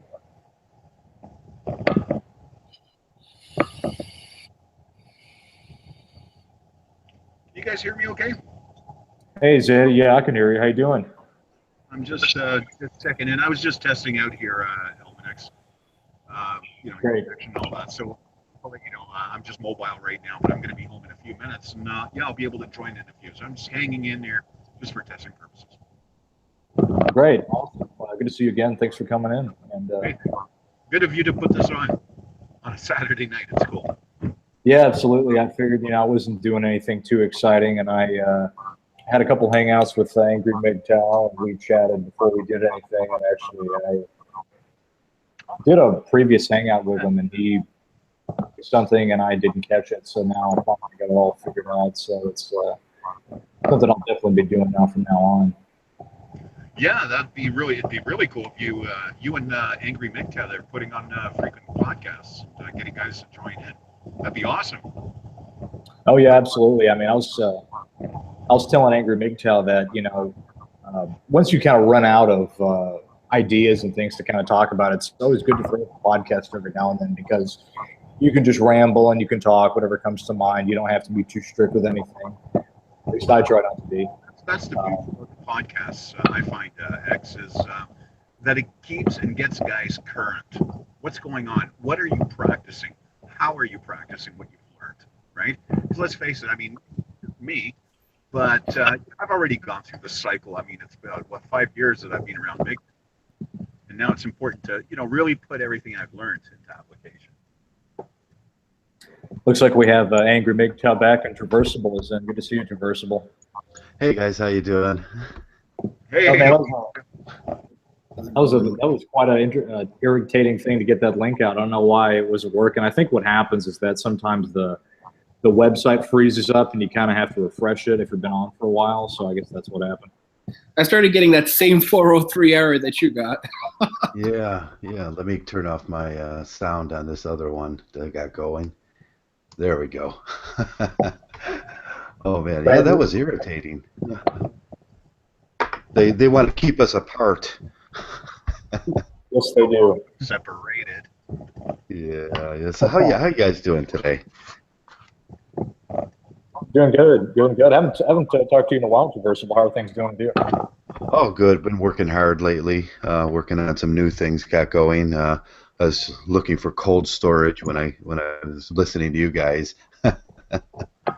Nice. Yeah, so it's been busy lately. Went to there was a festival today in my neighborhood. It was kind of really cool. We went down, walked around. We were selling things down there. We did really good, and I just got home. When I got home, you guys were on, and I haven't even eaten or nothing for the day. Oh, I'm like 5 hours ahead of you. Yeah, I think so. Yeah, Yeah. I got a pizza I ran and got a pizza a couple hours ago and had a beer. So, yeah, it's Oh God. easy week for me. Yeah, we had some French fries as we were walking out of the festival. Yeah, it was called it was a fight. Oops, I'm getting feedback here. Okay, what is that? We're still getting feedback. Yeah, it's like a couple seconds behind.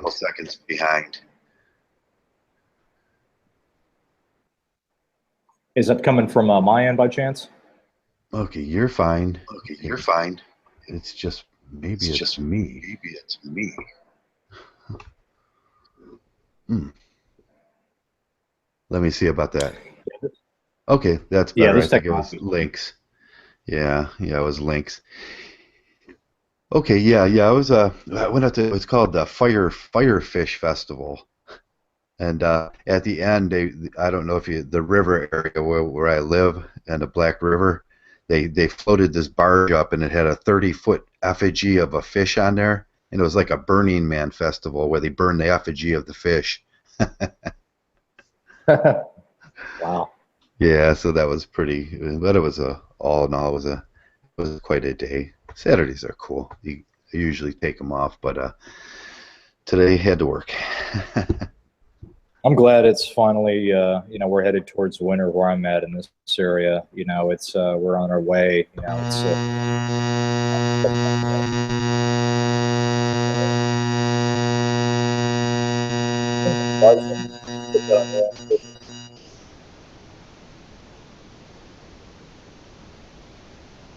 Are you there, Traversible?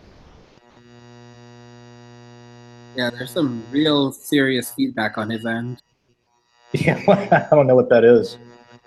Yeah, Traversible, we're getting some, okay, we're getting some feedback, like a very loud buzzing sound.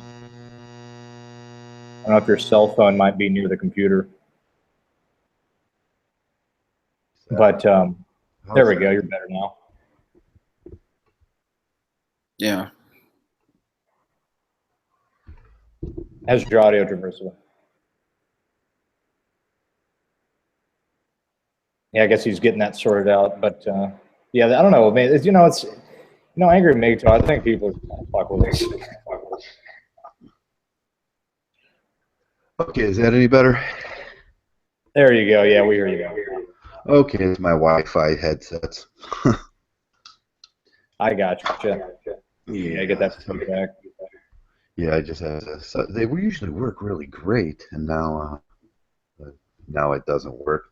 So what were we talking about before I interrupted? Oh, you're talking about you went out to a festival and it's kind of like a Burning Man theme or something like the other. They like the fish and. Oh yeah, I seen a lot of hippies today. Old hippies. So it was cool. So, I want to. Okay, go ahead. Oh, go ahead. Oh, I was just going to say, I wanted to ask you a question while you were in. And I was talking to Angry Mgtow about this, but, I was telling him about the college, well, I like to call it the college racket because the student loan debt is just outrageous right now. And, people are going and getting pretty much useless degrees, it seems like. A lot of the women are getting completely useless degrees in liberal arts and things like that just are not adequate to the job market. I mean, I tell guys, and I made a video about this, where I tell them, you know what, go into the trades first before you even think about going to college and trying to get a job doing that. Because, you know, if you don't have the money to pay for college or you know, go into a 4-year degree, you're going to be in debt depending on what college you go to. And some people go to really expensive colleges and they rack up like hundreds of thousands of dollars in debt. And on top of interest rate, you know, that's just a disaster. I mean, what do you think? I think guys should go into trades and learn an actual skill first, and then, you know, make that decision. Yeah, that's what I did in my life, and I found that paid off very well to get a trade. And the trades aren't generally, you know, you can go to college on a trade now. It's not like, you know, machining isn't an engineering degree at the end, and like my degree in electrical, you can keep going with those, but everybody needs a plumber, you know, and things like that, you know, a mason, the things generally pay off right away, and all it is a certificate right away. And I'll tell you what, if you as a male have a certificate, a general maybe you know, 400-hour course in a certificate in a trade, you are the top 89% of the guys that they're going to hire, just by having that, because you're gonna knock most of those guys off that don't have high school you know, diplomas, and then you're going to knock just the guys that have high school diplomas, and then, you know, some people aren't going to qualify for the job. If you do your research on getting a trade, and then you can start working about, okay, the trades generally pay between $17 and $27 an hour. You can start thinking about paying for your college as you go, and really thinking about what you want to be in life. Let me tell you something. I didn't make $15 an hour until I had a bachelor's from a top business university, and something like 3 or 4 years of working experience. And 3 or 4 working, yeah. Now my son, he's barely 19 years old. He's a pretty smart boy, but he took the machining courses in school, and in the last year he graduated 1 year early, and he took all those courses for CNC and everything. He got out of school making $27 an hour, and it's just paid off very well for him. But he kind of listened to what I was saying about you know, getting something that people need, something in demand. You know, nobody needs gender studies courses. Yeah. Did you hear that they're doing in some college that they're actually offering a social justice warrior degree program? Oh God, a social justice warrior degree. That's like how to talk to people rudely online. I guess so. I mean, they're offering that in some college now. Bachelor's degree in social justice. Oh yeah, I can't remember the video. I just seen something about that in a video. Someone was mentioning that was a new degree that you can get, but they're useless. They're really useless unless you're taking like writing courses with that, and you develop a real skill with writing or communications courses. Like, what good is it? Yeah, it's absolutely no good. You know, and another thing I wanted to ask you is that, you know, especially with the trades, one thing I find that really baffles me, and this might have to do with, you know, maybe the economy or maybe some of the higher up of things about how they can regulate and do laws and stuff like that. But as you were saying, you have to have a minimum of an X amount of experience. Like I wanted to go get myself like a certificate or a trade running a backhoe or doing a front end loader. But what they require is that, number one, I don't know how to run either of those. So, and then you go there and they're asking, okay, well, we want people with, you know, 5 to 10 years job experience or minimum 2 to 5. And we want you to know how to run it. But the problem I see is, how are you going to find somebody that was willing to do the job to train them? Well, you'd usually maybe go to a union. Right. But what ends up happening that I find is that with those union companies or the unions for something like heavy machinery operators union or whatever, is that they'll put you at the very bottom of the list because you're not experienced, and you know they'll hire people with more experience at the top of the list. And this is kind of where I see like a weird kerfuffle, because I understand that the companies will, it costs money to train somebody, and you don't know if they're actually going to pull the job off because amount of dollars, and then pay them to work. Then yeah, that's a pretty big expense. But what I find in like Sweden is that the kids that go and practice the trades, they automatically have trade jobs and apprenticeships open, and they'll pay you. And that they only accept 20% of people that graduate high school. Only 20% of those people end up going to university. So the surplus versus the demand is going to be higher. And what I see going on today is that everybody today can go into college. Everybody can get a degree. So, you know, I made a video about this today, supply and demand. The more you have of something, typically the less the value will go down, versus the less you have of something, the more the value goes up, or the more you have negotiation power. And that's kind of what I see with the scene. I want to interrupt you for a moment because I was able to actually pull up. Can you guys see my screen? Yeah. Look at that. You guys see that shit? Yeah, yeah. It's advocacy and social justice studies. That's funny. And just read that line. You get it. You recognize the equal access to life. You really recognize that equal access to life-sustaining resources such as health, education, food, employment, a clean environment, legal protection from discrimination, and economic opportunity is vital if society and individuals are to thrive. You're literally getting a degree in social justice. Earn your bachelor's degree 100% online in fucking advocacy and social justice studies. And you can just see the little feminist cunt sitting there at the top, and she wanted to find a job after she gets the degree. Look at that fedora. That fedora screams feminism. Oh my God. Why is she wearing a fedora? That's just like a poke at, you know, if you know what's going on in social justice, you know, why is she wearing a fedora? That's just that school. What is that? AWW, University of Massachusetts Amherst. Massachusetts. Oh my gosh. Look at what it says. University without walls. I wonder what that could be a play on word. Shit, university without walls. Wow. Yeah, yeah. And that's no skill at all they have, unless you've actually did some writing courses or some literature courses, and you have a real skill. And that's what we're all probably on the same page with this. You know, when I got out of the Army, I kind of stumbled into a job with Mobil Oil. When I was in the Army, I took one of the courses. I took a bunch of them, and one of the courses that I didn't think I was ever going to use in life was a lubrication specialist. And I walked into a factory like many years later, and I put that down. I'm a lubrication, and I know everything there is to know about lubrication. The Army trains you very well. And I got in, and I looked at the machinery that they had, and I said, oh, I know this stuff. I know exactly what all this stuff does. And then I went back, and I contacted the guy from Trabon and Lubriquip. And I had him send me the engineering guides out for those.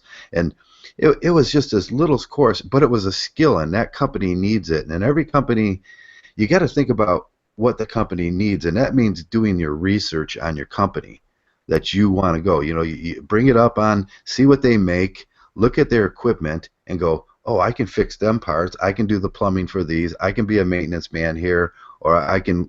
They have something that they need me to do.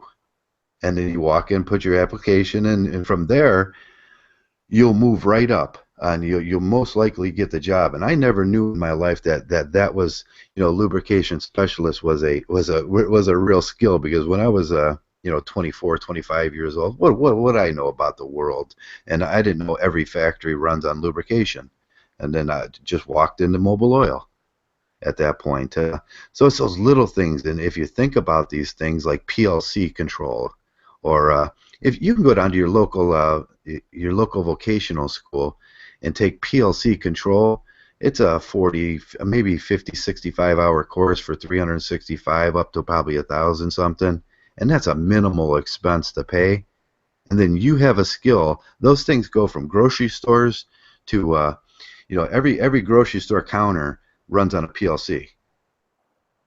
And it's those specific trades, you know, the specialized trades that. You know, something I'm going to say. It's what's interesting. You know, Traversable, you're talking about all these interesting trades and these skills, and even today, with all the nonsense women are going on about, we want more money, we want more pay. None of them are getting these specialized skills. Very few of them are getting these specialized skills. I mean, how many fucking women do you know that could even unplug a toilet? How many well, no, I'm serious. Your toilet breaks down and you need someone to come and work on your toilet. It's always going to be a man. I have never ever seen a woman who a female plumber. No, I've never seen one in my entire life. I'm sure they exist, but they are few and far in between. Yeah. You don't even see them picking up packages at FedEx. Yeah, they get the the holding the sign job on the road, stop or go, and that's the jobs. They're lighter than air jobs. That's the jobs that they're making for women that are lighter than air jobs that leech off of male skills. And we say it all the time. It's parasitical to our skills, and that's the jobs that are offered for women now. It's the accounting, the secretary, in my situation, the engineering degree that she goes to the book and she looks up the stats on it, on the room sizes and stuff, and says this is it, and I go, well, yeah, I knew that. Useless stuff. But well, how much more junk can they push out? My buddy does. He went to MIT, and he got a job. He got a job in radiation therapies, fixing the machines in radiation therapy at hospitals. He gets on a plane. He pushes his computer button. His hours start going from that point. And he says to me all the time. He says, "Joe, I get out to these places, and so many times it's like all I have to do is push a button or plug it back in." And he says these women that are running these machines, sometimes they'll knock the cord out. So you're calling a guy making $200 an hour to take a flight across the United States and set him up for a half a week so he can come in and plug something in. Let me share something with you guys. I used to work in tech, and there were 2 female techs, and all the rest of us were techs. And there were like 10 of us, and there were only 2 females. And the women, we would do installations, we would do all the hard labor, and the directors made it very clear that the women were not supposed to lift anything. Women are not supposed to lift anything. You know what their jobs were to do? Their jobs were to answer the phones. Answer the phones. And I'll tell you something funny. I started out working as an intern before I got a full-time job there. And there was a woman there who had been there for years, and she was a normal tech. And the director of the company came to the room one day, and he says something like, "Where's the intern? Where's the intern?" And they said, "Oh, you mean Link?" And you're like, he goes, "No, the girl." The girl. The girl. Wow. And it's just to show you, that's just to show you how capable they think that these women are. They have to hire them because they have to legally, but they don't pay they don't expect anything off them. They expect so little off them that they barely know who they are. Yeah. Well, this is what's destroying the whole society, is this kind of crap. Oh, right. Yeah. You look at I often use the GSA as when I was younger, I worked for the GSA, and that's the General Service Administration of our country. And what I noticed is you bid on a contract, and now they're doing contract splitting with these girls. And so you're going to get a portion of that contract now. And the rest of the contract is what we were talking about here, what you guys were talking about, that she's going to make phone calls to have the equipment delivered. And this next person is going to make he's going to examine it or do the engineering specs on it. And you really don't need that as a man, or the guy that's going to come in to actually put the furnace in or do. And I got so frustrated with that kind of work that I just quit doing it. And it's those three levels of gynocentric. You've seen the pictures a few years ago of the GSA sitting around with big bottles of moat. All these engineer women and these they take those quick 90-day courses in engineering after they get their understudies course, and then they get at these jobs, and all they're doing is they're all leech jobs. They're all lighter than air jobs that they make up, and then these women were they had big bottles of moat. They were the huge ones, probably, and they were billing the taxpayer for, and these big cakes they were getting delivered for their birthdays, and finally someone caught a hold of it in the media and said, "Look at this, look what these. It's just a total waste of money, and it costs." And it's not that it costs. Everybody will go automatically to, it's going to cost our government so much to do this. I don't really care about how much the government pays, but what it really does is it splits your bid, and it splits the money that you're going to make as a man actually doing the physical labor of putting anything in, a furnace, a driveway, a wall, a building. You know what it reminds me of? The HR dits. I mean, it all has to do with the HR dits. They put somebody who's supposed to be in charge of hiring people and different, basically, I don't know, I forgot the word. Was it differentiating? Yeah, that's the word. Between who's actually skilled for the job and who can actually do the job. But they're sitting there in their air-conditioned office, and they're sitting there going, "Oh, well, this resume looks interesting. This resume has a interesting font choice. This resume has some fuzzy border." I mean, it's just like, it's ridiculous. And you want to destroy the job market, put somebody like that in the ability to pick out, who has a good skilled trade, who's sub-specific in that trade. It's ridiculous. And that kind of crap is ruining the job market, because you have to go through somebody, a paper pusher behind an air-conditioned desk, to figure out who's going to be able to be suitable enough to weld the pipe together. It's ridiculous. Right. Yeah. I think we've seen some backlash on this thing lately too, because men aren't, guys like me and guys like you and everything, we go and we look at these jobs now and we see that we're not making what we're supposed to be making in those jobs anymore. What we used to make $100,000 a year, and they're now trying to squeak out. We're trying to squeak out $39,000 to $40,000 a year, and you're going, wait a second, and then you get insulted, and you say, well, you just can't have my skill no more. And through the early 2000s and up to 2016, I've seen so many men walk away from those kind of jobs. We look at an article. I just did a video on this maybe 3-4 at the beginning of summer. Chicago was hiring for in the building trades to build buildings and fix their infrastructure. They had a 90,000 job that they could not fill because they could not find skilled tradesmen in those situations. The men are just walking away, and we're seeing this more and more and more, that the men are walking away and they're just taking jobs that are just easier, lighter.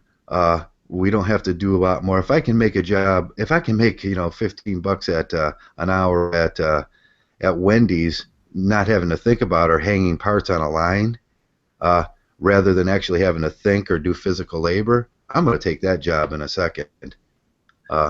Let me tell you something, Traversal, because I don't want you to jump off that point right now.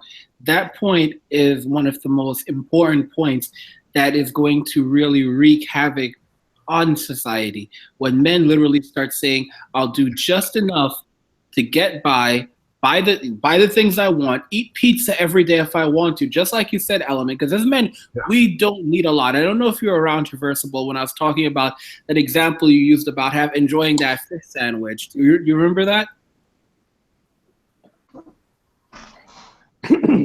Traversable? Oh, is that for me? Okay. Enjoying that fish sandwich? Yeah, do you remember when you told that story? Which one was that? You told a story it was a while ago when you were talking about you remember you mentioned that you used to live in this really horrible apartment you didn't like. Do you remember that? Okay, yeah. And you mentioned there was some point where you mentioned eating a fish sandwich, and I was and how great it was. And the point is that I was saying that as men, we don't need a lot. I mean, the reason why men typically would go out and acquire all these resources and all this other bullshit, they were chasing after women. But in reality, as men, we don't need a lot. We don't need a lot to be happy. You give us a beer, give us something to eat, a place to lay down. I mean, a couple of guys, just like we're talking to each other right now, we're having a fucking great time here. Actually, you know what, Link? I'm living proof of that, and it took me about 10 years, to take something lavish, okay, what I had 10 years ago with the downtown condo and all that stuff. And once I had a life-changing moment, everything just I started to minimize everything. It's taken me 10 years, and what I have now, man, I wouldn't trade for my worst days out there. Okay. Mgtow. And it's a constant learning experience. And the thing that I've gotten out of this experience, I mean, I remember, taking furniture and putting it out. Hey guys, help yourself, stuff because I simply didn't need it. Right. And, within 1 hour, everything was, everything that I put out that I didn't need, it was gone. It was recycled instantly. Yeah. And what it does, it just frees up a lot of space in your mind when you have, I mean, I'm just learning this, and this is 10 years later, or the process of minimizing. Yeah. Is that come back to that thing about, the things you own you? Oh yeah. Mgtow minimalism, and there's a lot of minimalism, and I know we talked about another program that there's a minimalism, and you start seeing what, if I just got what I need, and I can sit down on my couch at the end of the night or my big fluffy chair here and just lay back, and I don't have to hear no bitching, and I'm not paying for somebody else's burgers or somebody else's girlfriend. Man, that's a beautiful feeling. Let me tell and you, that's cheap. How many credit millionaires have we known, Joe, in our lifetime? Yeah. Oh, credit. It's interesting. Credit millionaires. It's interesting that you say that, Angry Mgtow, because remember that one. Yeah, you know what? I always often say $35 in debt feels like $1 million in debt.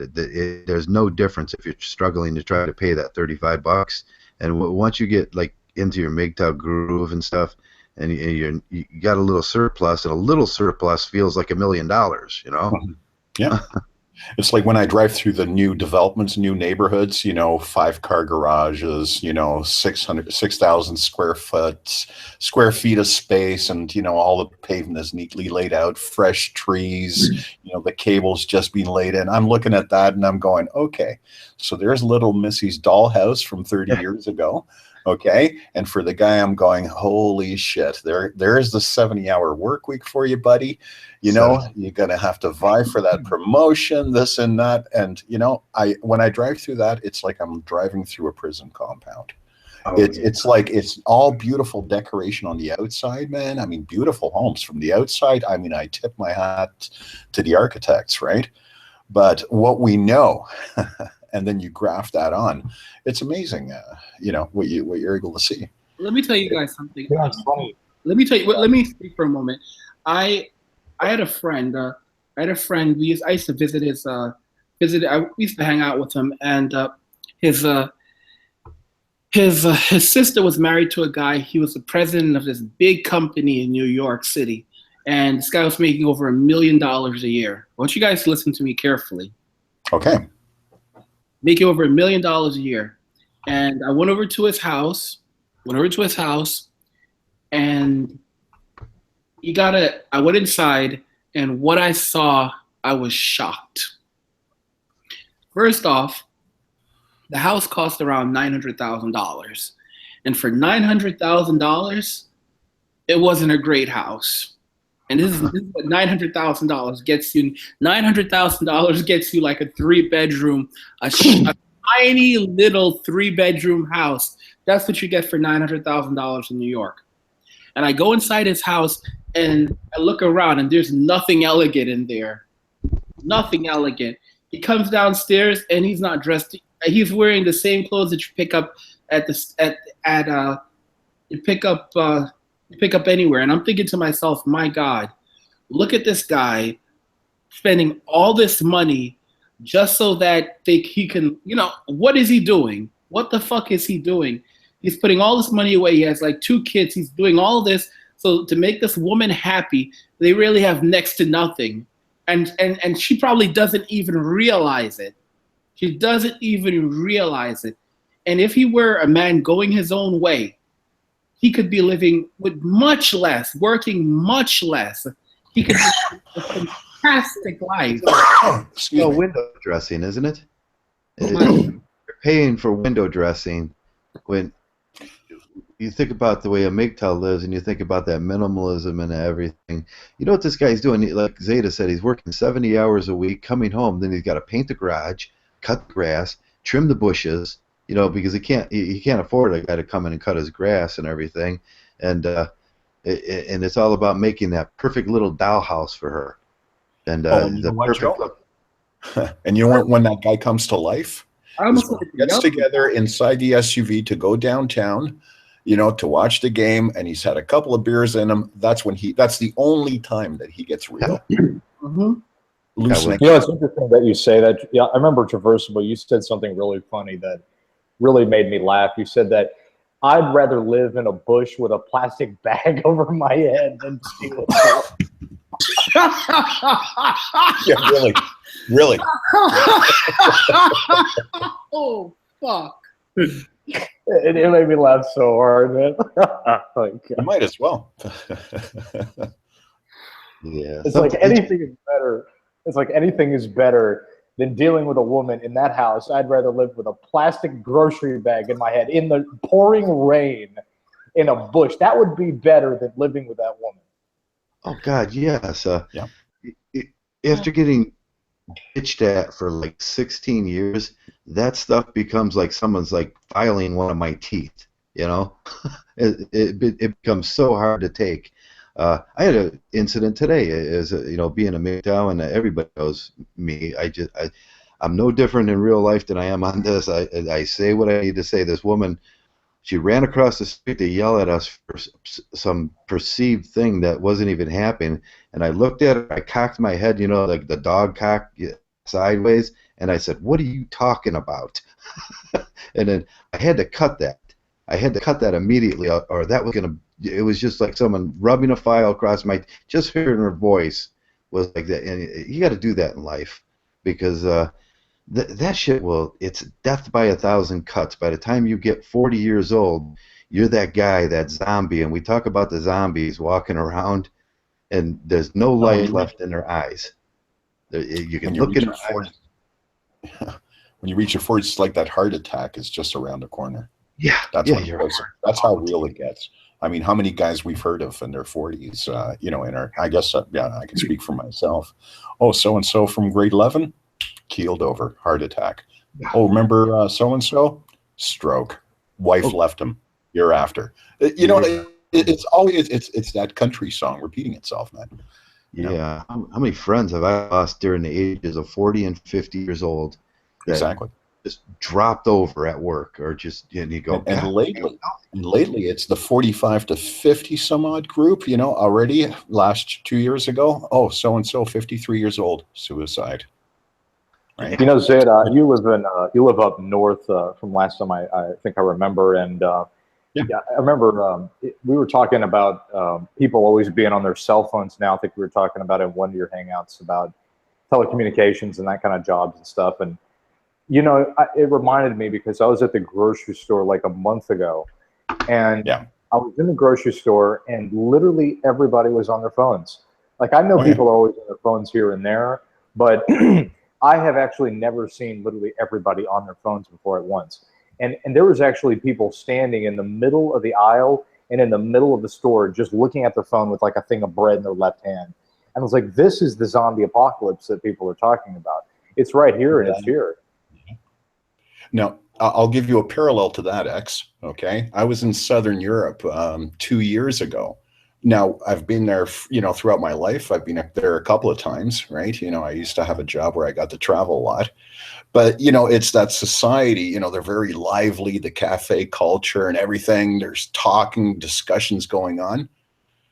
So I hadn't been there in about 10 years now. Let's say the 10 years right now. I was there 2 years ago.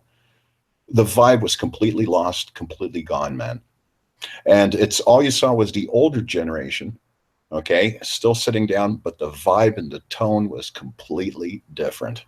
And all the kids, you know, anybody that was 40 and under, smartphone, eyes glued on screen. So this is the worldwide phenomena that's going on.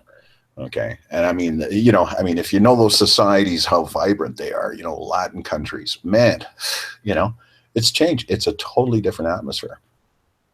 Say that Canada basically is becoming the next, or I guess already maybe is, and that phase of the smartphone brainwashing, if not, I mean, the thing that I find, and I think that's important to look at, is this is happening very subtly. Okay. And this is a very important, no pun intended, element of what's going on. Yeah. Okay. Yeah. It's really subtle. It takes years. But, it's like I'm at a stage in life, where I can actually reflect now on 4 decades plus, right, of what's happened in society. Of course, anecdotal, but, what's amazing about what we have available to us now is we can get linked up with other guys all over the world who've gone through the same experience, right? And, it's really, everything grafts perfectly. So-and-so 25 years ago who got a false rape allegation from a student, it's like, you just can't make this shit up, right?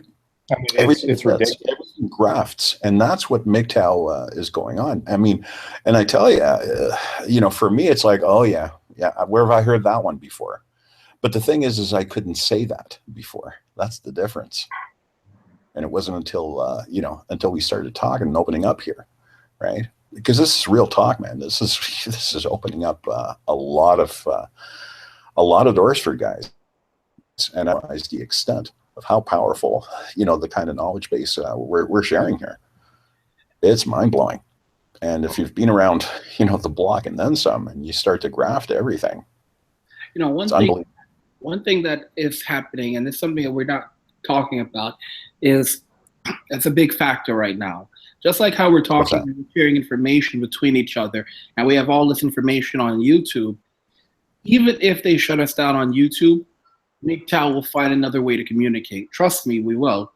I thought about that, Angry. Yeah, good, excellent point, actually. I thought about, suppose they do shut us down, YouTube and everywhere else in between.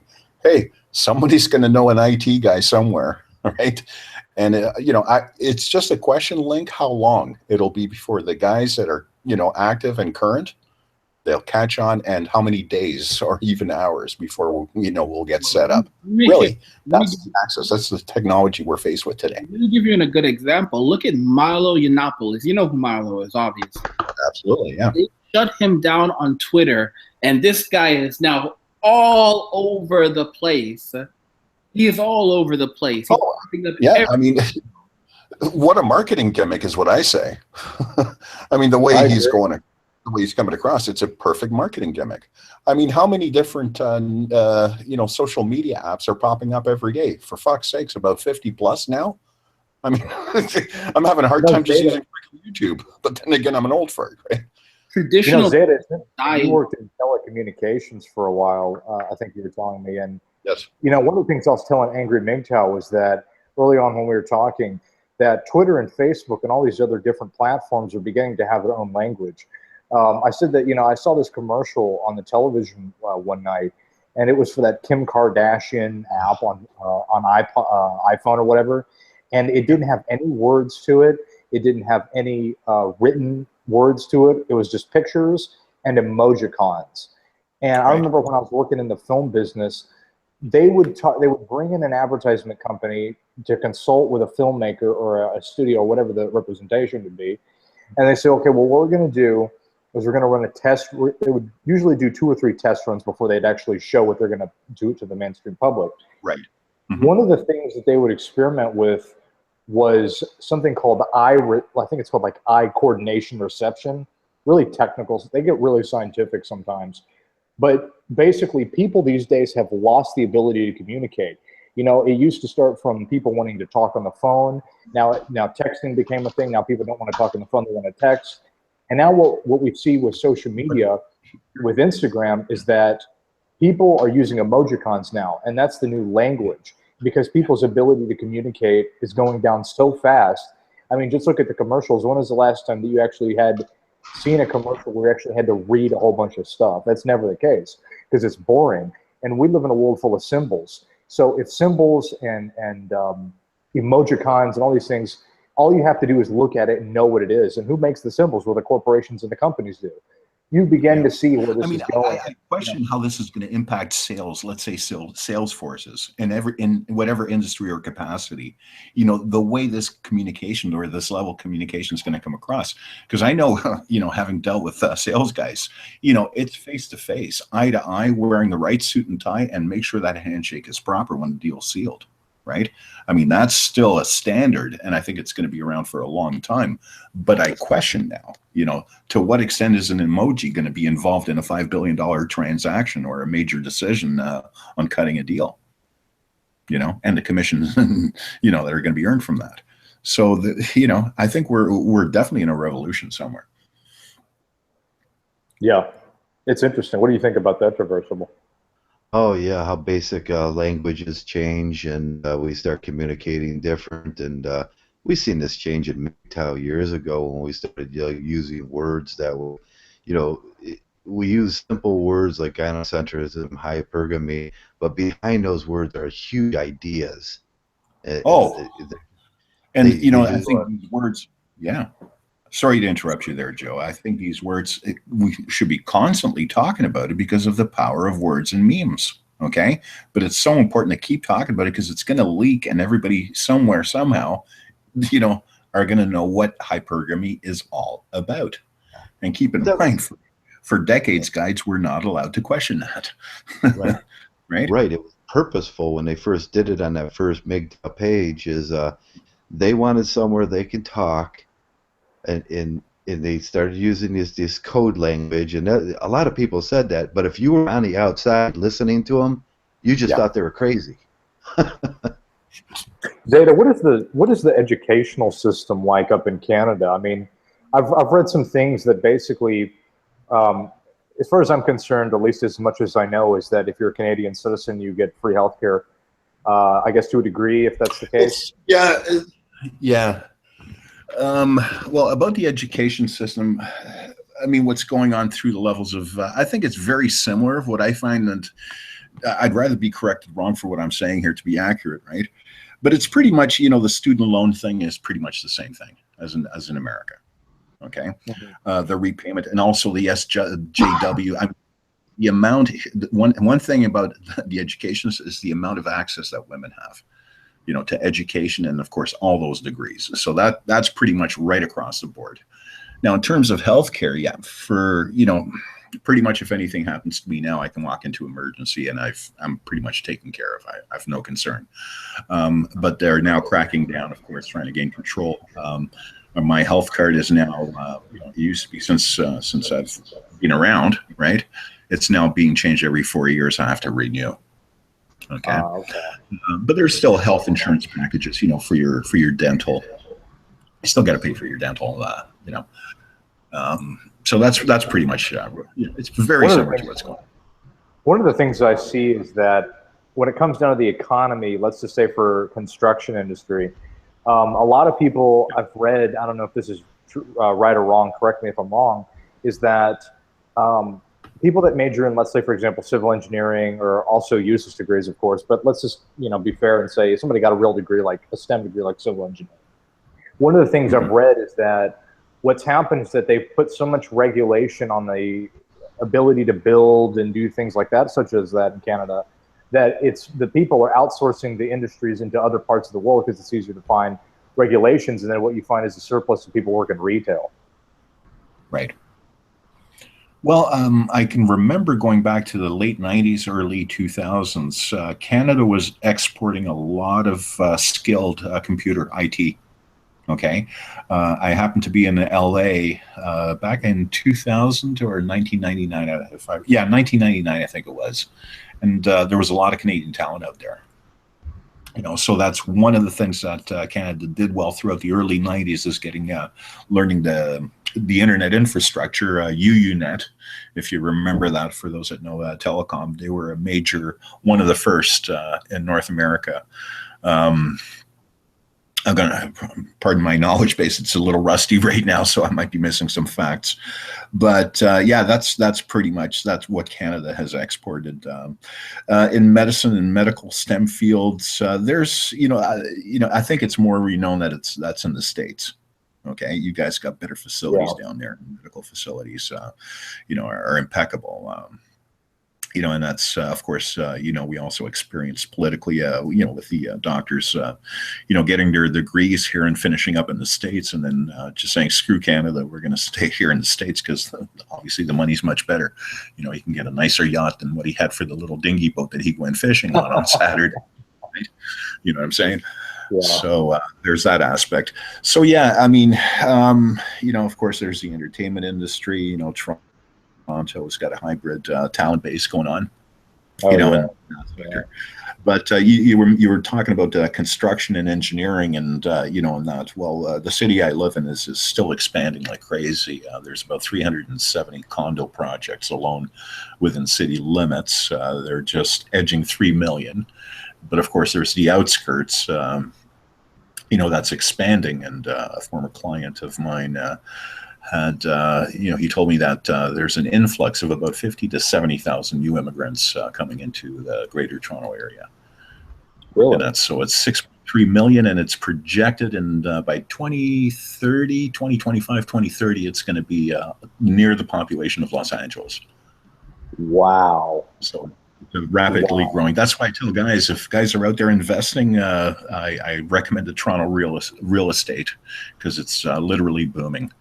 I mean, downtown pad right now, you can overlooking an underpass, so you've got a beam right in front of you, right in your bed if you're fucking a chick. That's what you're going to see. How romantic, that's going to start you and set you back, starting at about 370,000. That's the entry ticket. The higher up you go into floors, and now they're going up to 70 stories. It's up to $1,800,000, and the average price right now. Remember that house you were talking about earlier? Okay. Somebody was talking about in New York, I think it was you, Link. You were talking about it. Yeah, Toronto, the average price right now is just over $1 million for a little lot, 40 by 70 or whatever the case is, a little bungalow, 2-bedroom. Yeah, it's I think the average price, and I'm sorry to be a little bit more accurate, it's about $700,000 right now, average price for a home in Toronto. That's Canada for you. I mean, then this is, well, not Canada, but Toronto.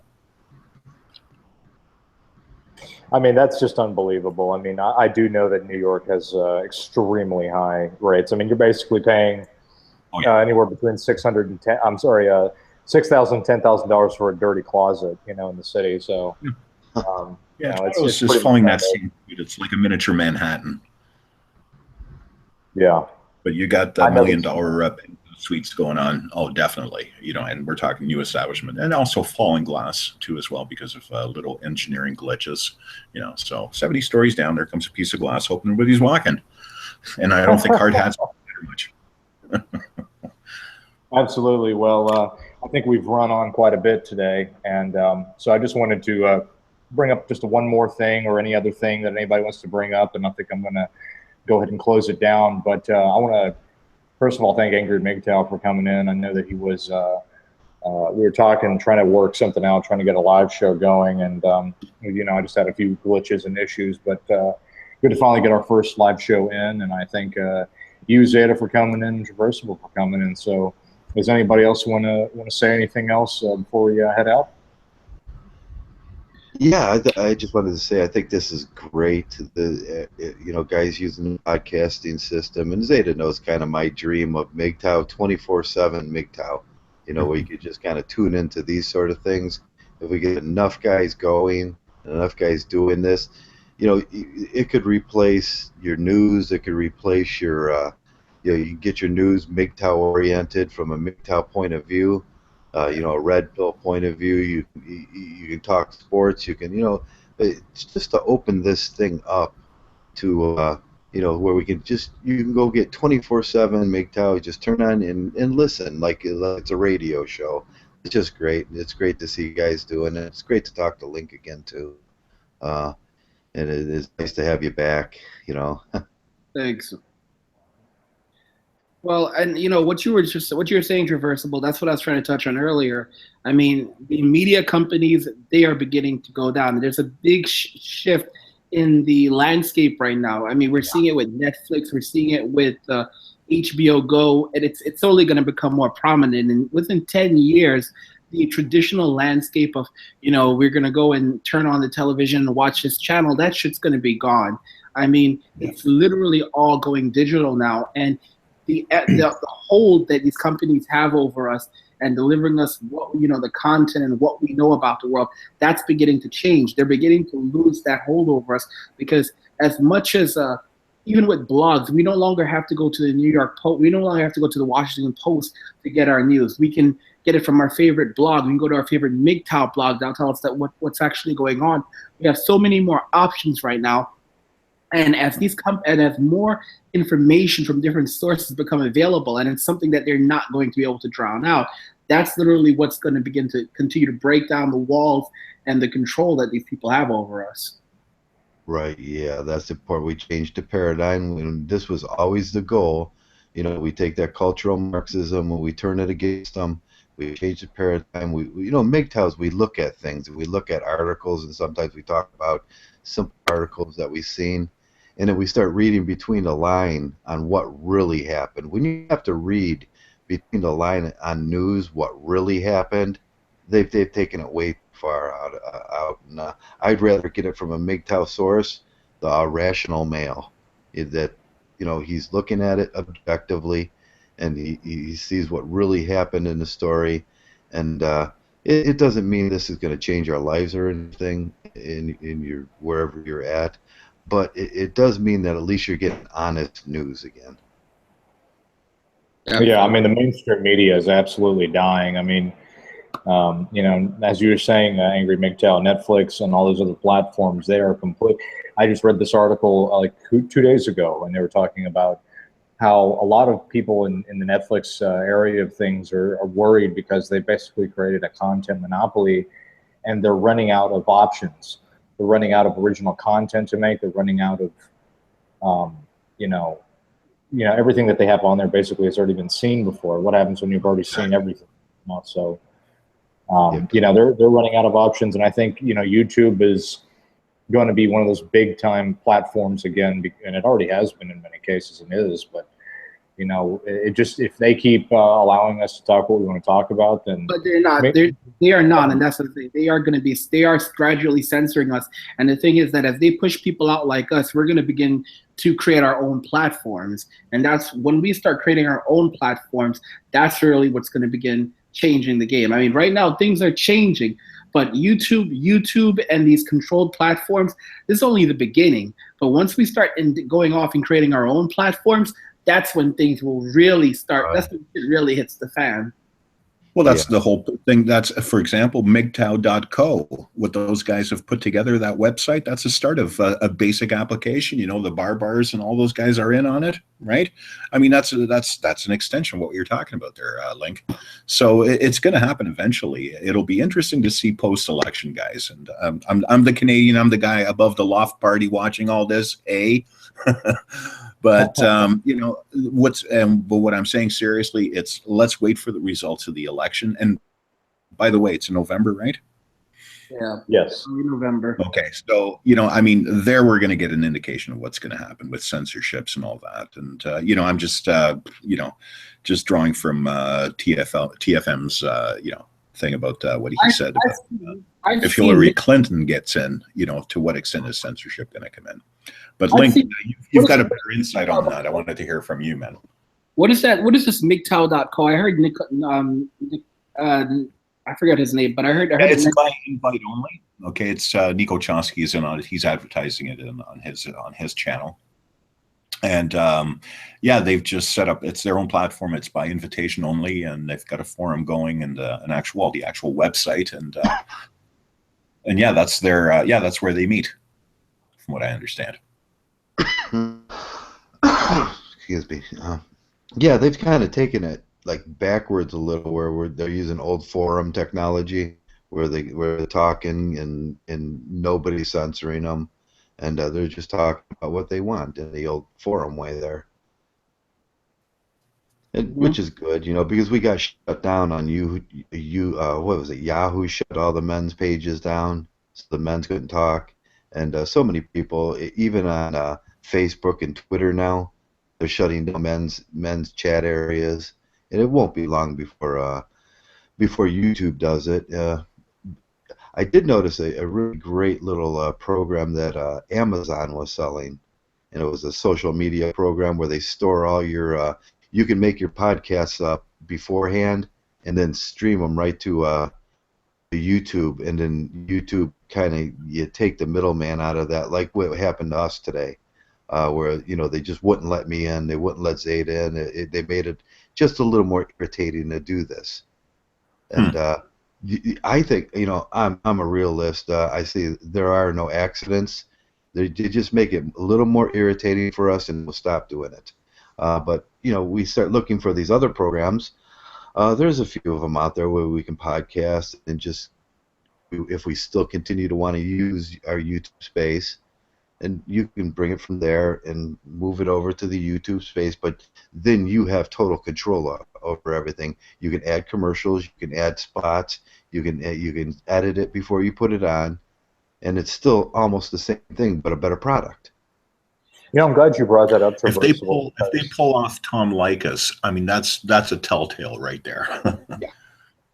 But I'm no, glad you brought that up, Traversable, because one thing that I was in. Go ahead, Angry. Go ahead. No. I was just agreeing. Saying I'm glad you brought it up. Go ahead, Element. Oh yeah, I was going to agree as well. I mean, I'm glad that you brought that up, because one of the things I'm doing is I'm saving all my videos that I make, but I'm also saving all of the other content creators that I enjoy and that I feel like they have really good stuff, and I'm capturing it and I'm saving it to an external hard drive. So if they pull the whole thing down on the web, I still have that content there, and I can re-upload that if if the conditions were available for me to. And that's one thing I've told people to do. If the best way that you could at least take a step towards the right direction, preparing if they decide to take things down, is to save all of the information while you can now to an external hard drive, so you still have it, and that way you don't have to worry about missing out and losing everything. So Yeah, and Amazon offers that for a good storage. It's the same thing as G Plus storage or YouTube storage, but you got to get that. There's that compression thing where I don't know if you ever tried to edit one of these things and take it off and edit it on an editor, and it is just it takes up so much space, and it's so hard to work with, and it takes so long to do it without that external editor which compresses everything that YouTube has. And that's another thing they did to kind of make things harder for us. Because I remember when we first started doing this, Shining used to edit them real fast, but now it's almost impossible to edit these things. And we have to start looking for external sources and get ready for this thing. Because I agree with what you said, absolutely, because the one thing that I find is that, as you're saying, they're making it more irritating for us to do things. Like when I try to upload a video, it can take me anywhere between an hour, and it's like, I used to remember that YouTube I guess there's more people there, but they have the high-tech stuff, I would imagine. So they're trying to make it more slow so that we become more frustrated with using it and say, forget about it, I'm not going to do it anymore because it takes too long, it takes up too much time. And that's just one thing I've noticed with uploading. Yeah, they have. I've noticed that too lately. I don't even hardly make videos anymore, just because my computer, Microsoft ate it. So I've been lazy lately, working so hard. I just don't have time to sit down with it and redo everything. The first thing I noticed was, okay, I press my editors, to go to YouTube, and then also I can't get on, and I changed nothing. It's something they changed, and with this today, I'm looking at my screen today, and I have two separate pages. I was wondering, whoa, what's that about now? I can't merge the pages anymore, and I can't separate them now, so I can look at both of them at the same time. Just a little thing they did to make it just a little more irritating on us. I agree. Anything else you want to say, Angry Mgtow? I mean, I wanted to go last. Everyone else done? Actually, I wanted to ask you, Link, will you be doing a podcast since you're back now? And that's the first question. And the second question is how's your growth been since you've opened up your channel again? I haven't been doing daily videos. I've been releasing one video every month on Monday. The channel is almost at 200 subscribers right now. I guess I've been around back almost a month. So the growth hasn't been exponential, but I also haven't been putting out as much content as I did when I first started the original channel. But I notice your under 2-minute format there. I'm still sticking with the short format, because I said that before, that my job is not to preach to men. I talk about the issues, I talk about my opinion, and then I let people come to their own conclusion. I think that's the best way to deliver information for the most part. Some videos will be longer, but overall, I think that, you know, I want to put the message out there, but I don't need to lecture people. No, you've got a good approach. It's definitely a shift from what you were doing before. I agree with you, Angry Mgtow. I think that's what that's a really great idea. You know, I mentioned this once when I was working in this production company, and I said, what's going to happen is that the format for television has really worked really well, because it's 30 minutes, and each of those 30 minutes can be broken down into like an hour-long series, and you can feed it bit by bit with people. And one of the things I think that's possibly going to start to happen is, I know we're running a long time tonight, but even though it's a first show, I kind of wanted to get a whole bunch of information out there, because one thing I've noticed is that people's attention spans are dramatically limited. Nobody's really going to sit and listen to 4.5 hours of somebody talking. So, I mean, I think you nailed it right on the head. I mean, I think that's an absolutely great idea. Get the point out there, get it out there quick, because people's attention is very limited, and it's just not, you just can't get somebody to sit down for 30 minutes anymore. I don't even do that. I don't listen to somebody talk usually for more than 10 minutes, you know, and I think you've really nailed it on the head with that. Yeah. I mean, you know, like I said, I don't need to tell men what to do. I remember someone joked that Sandman is preschool for Mgtow, but realistically, we're all grown men, and you know, as the point of being a Mgtow is coming to your own conclusion. That's the honest to goodness. Absolutely, find out for yourself. Yeah. In terms of the podcast, because I know you just asked me, I will probably start doing podcasts again soon. I'm working on another project right now. I have my own side project going, so I'm trying to build a small little business right now. So that's what I'm doing in my spare time. So Mgtow is, I came back to Mgtow because I realized there was still something I could give to Mgtow. I could share what I've learned since I left, and I could help the community the way the community helped me when I was very angry. So that's my purpose of coming back, but I don't know if I'll ever be full-time again, but I'll definitely be around.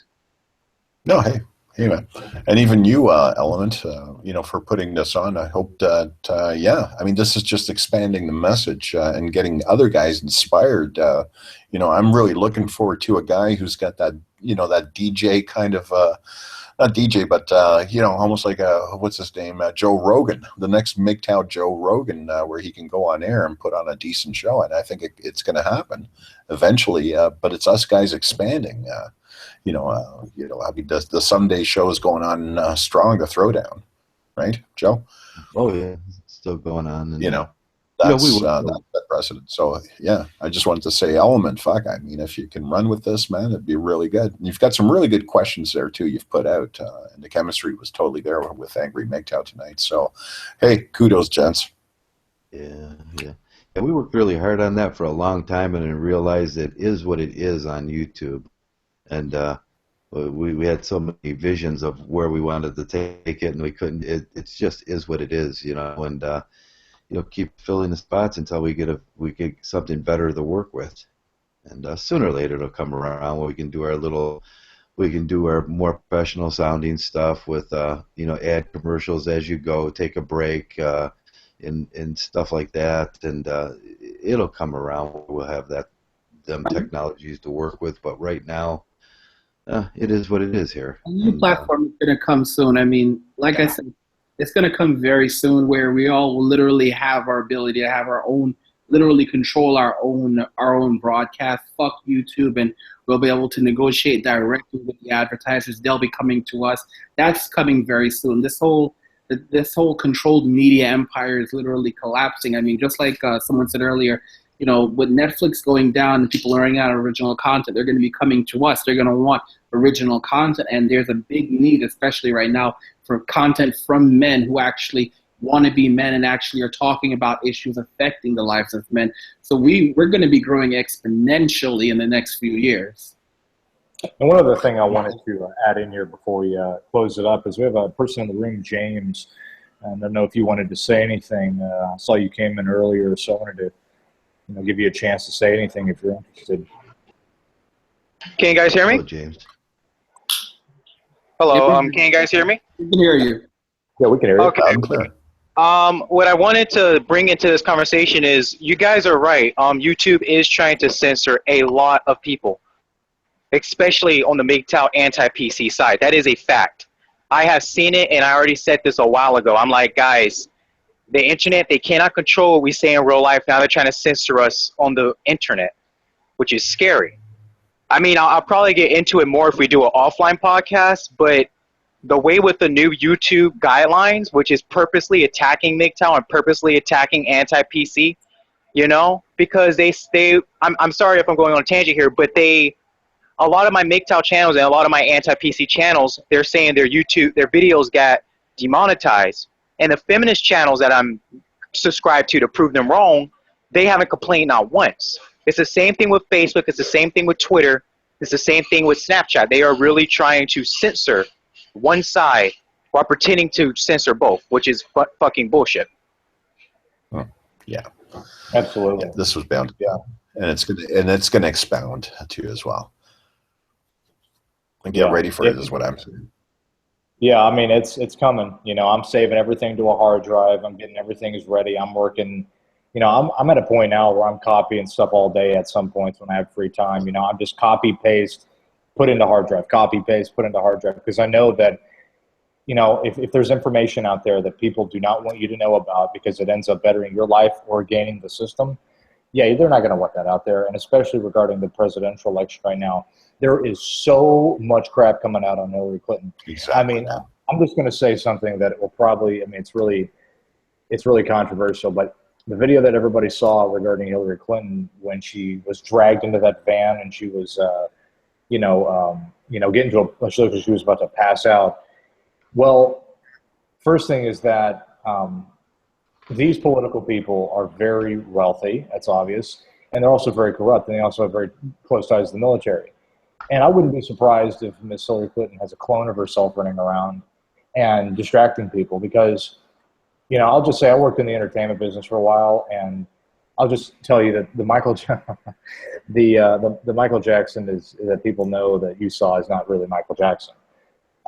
Michael Jackson is still well and alive. I mean, I'll just leave it at that. I mean, you can actually go and look this up on the YouTube. Michael Jackson actually appeared live on the day of his death under a pseudonym on the name Dave or Davey Dave or whatever. And what happened was Michael Jackson suffered third-degree burns in a ad commercial shooting for Pepsi. And then what ended up happening is that while under the knife, they took some blood and then they made a separate clone of himself. And you can actually go look this up on YouTube. Just type in Michael Jackson, Dave, and that's Michael Jackson. He's still alive.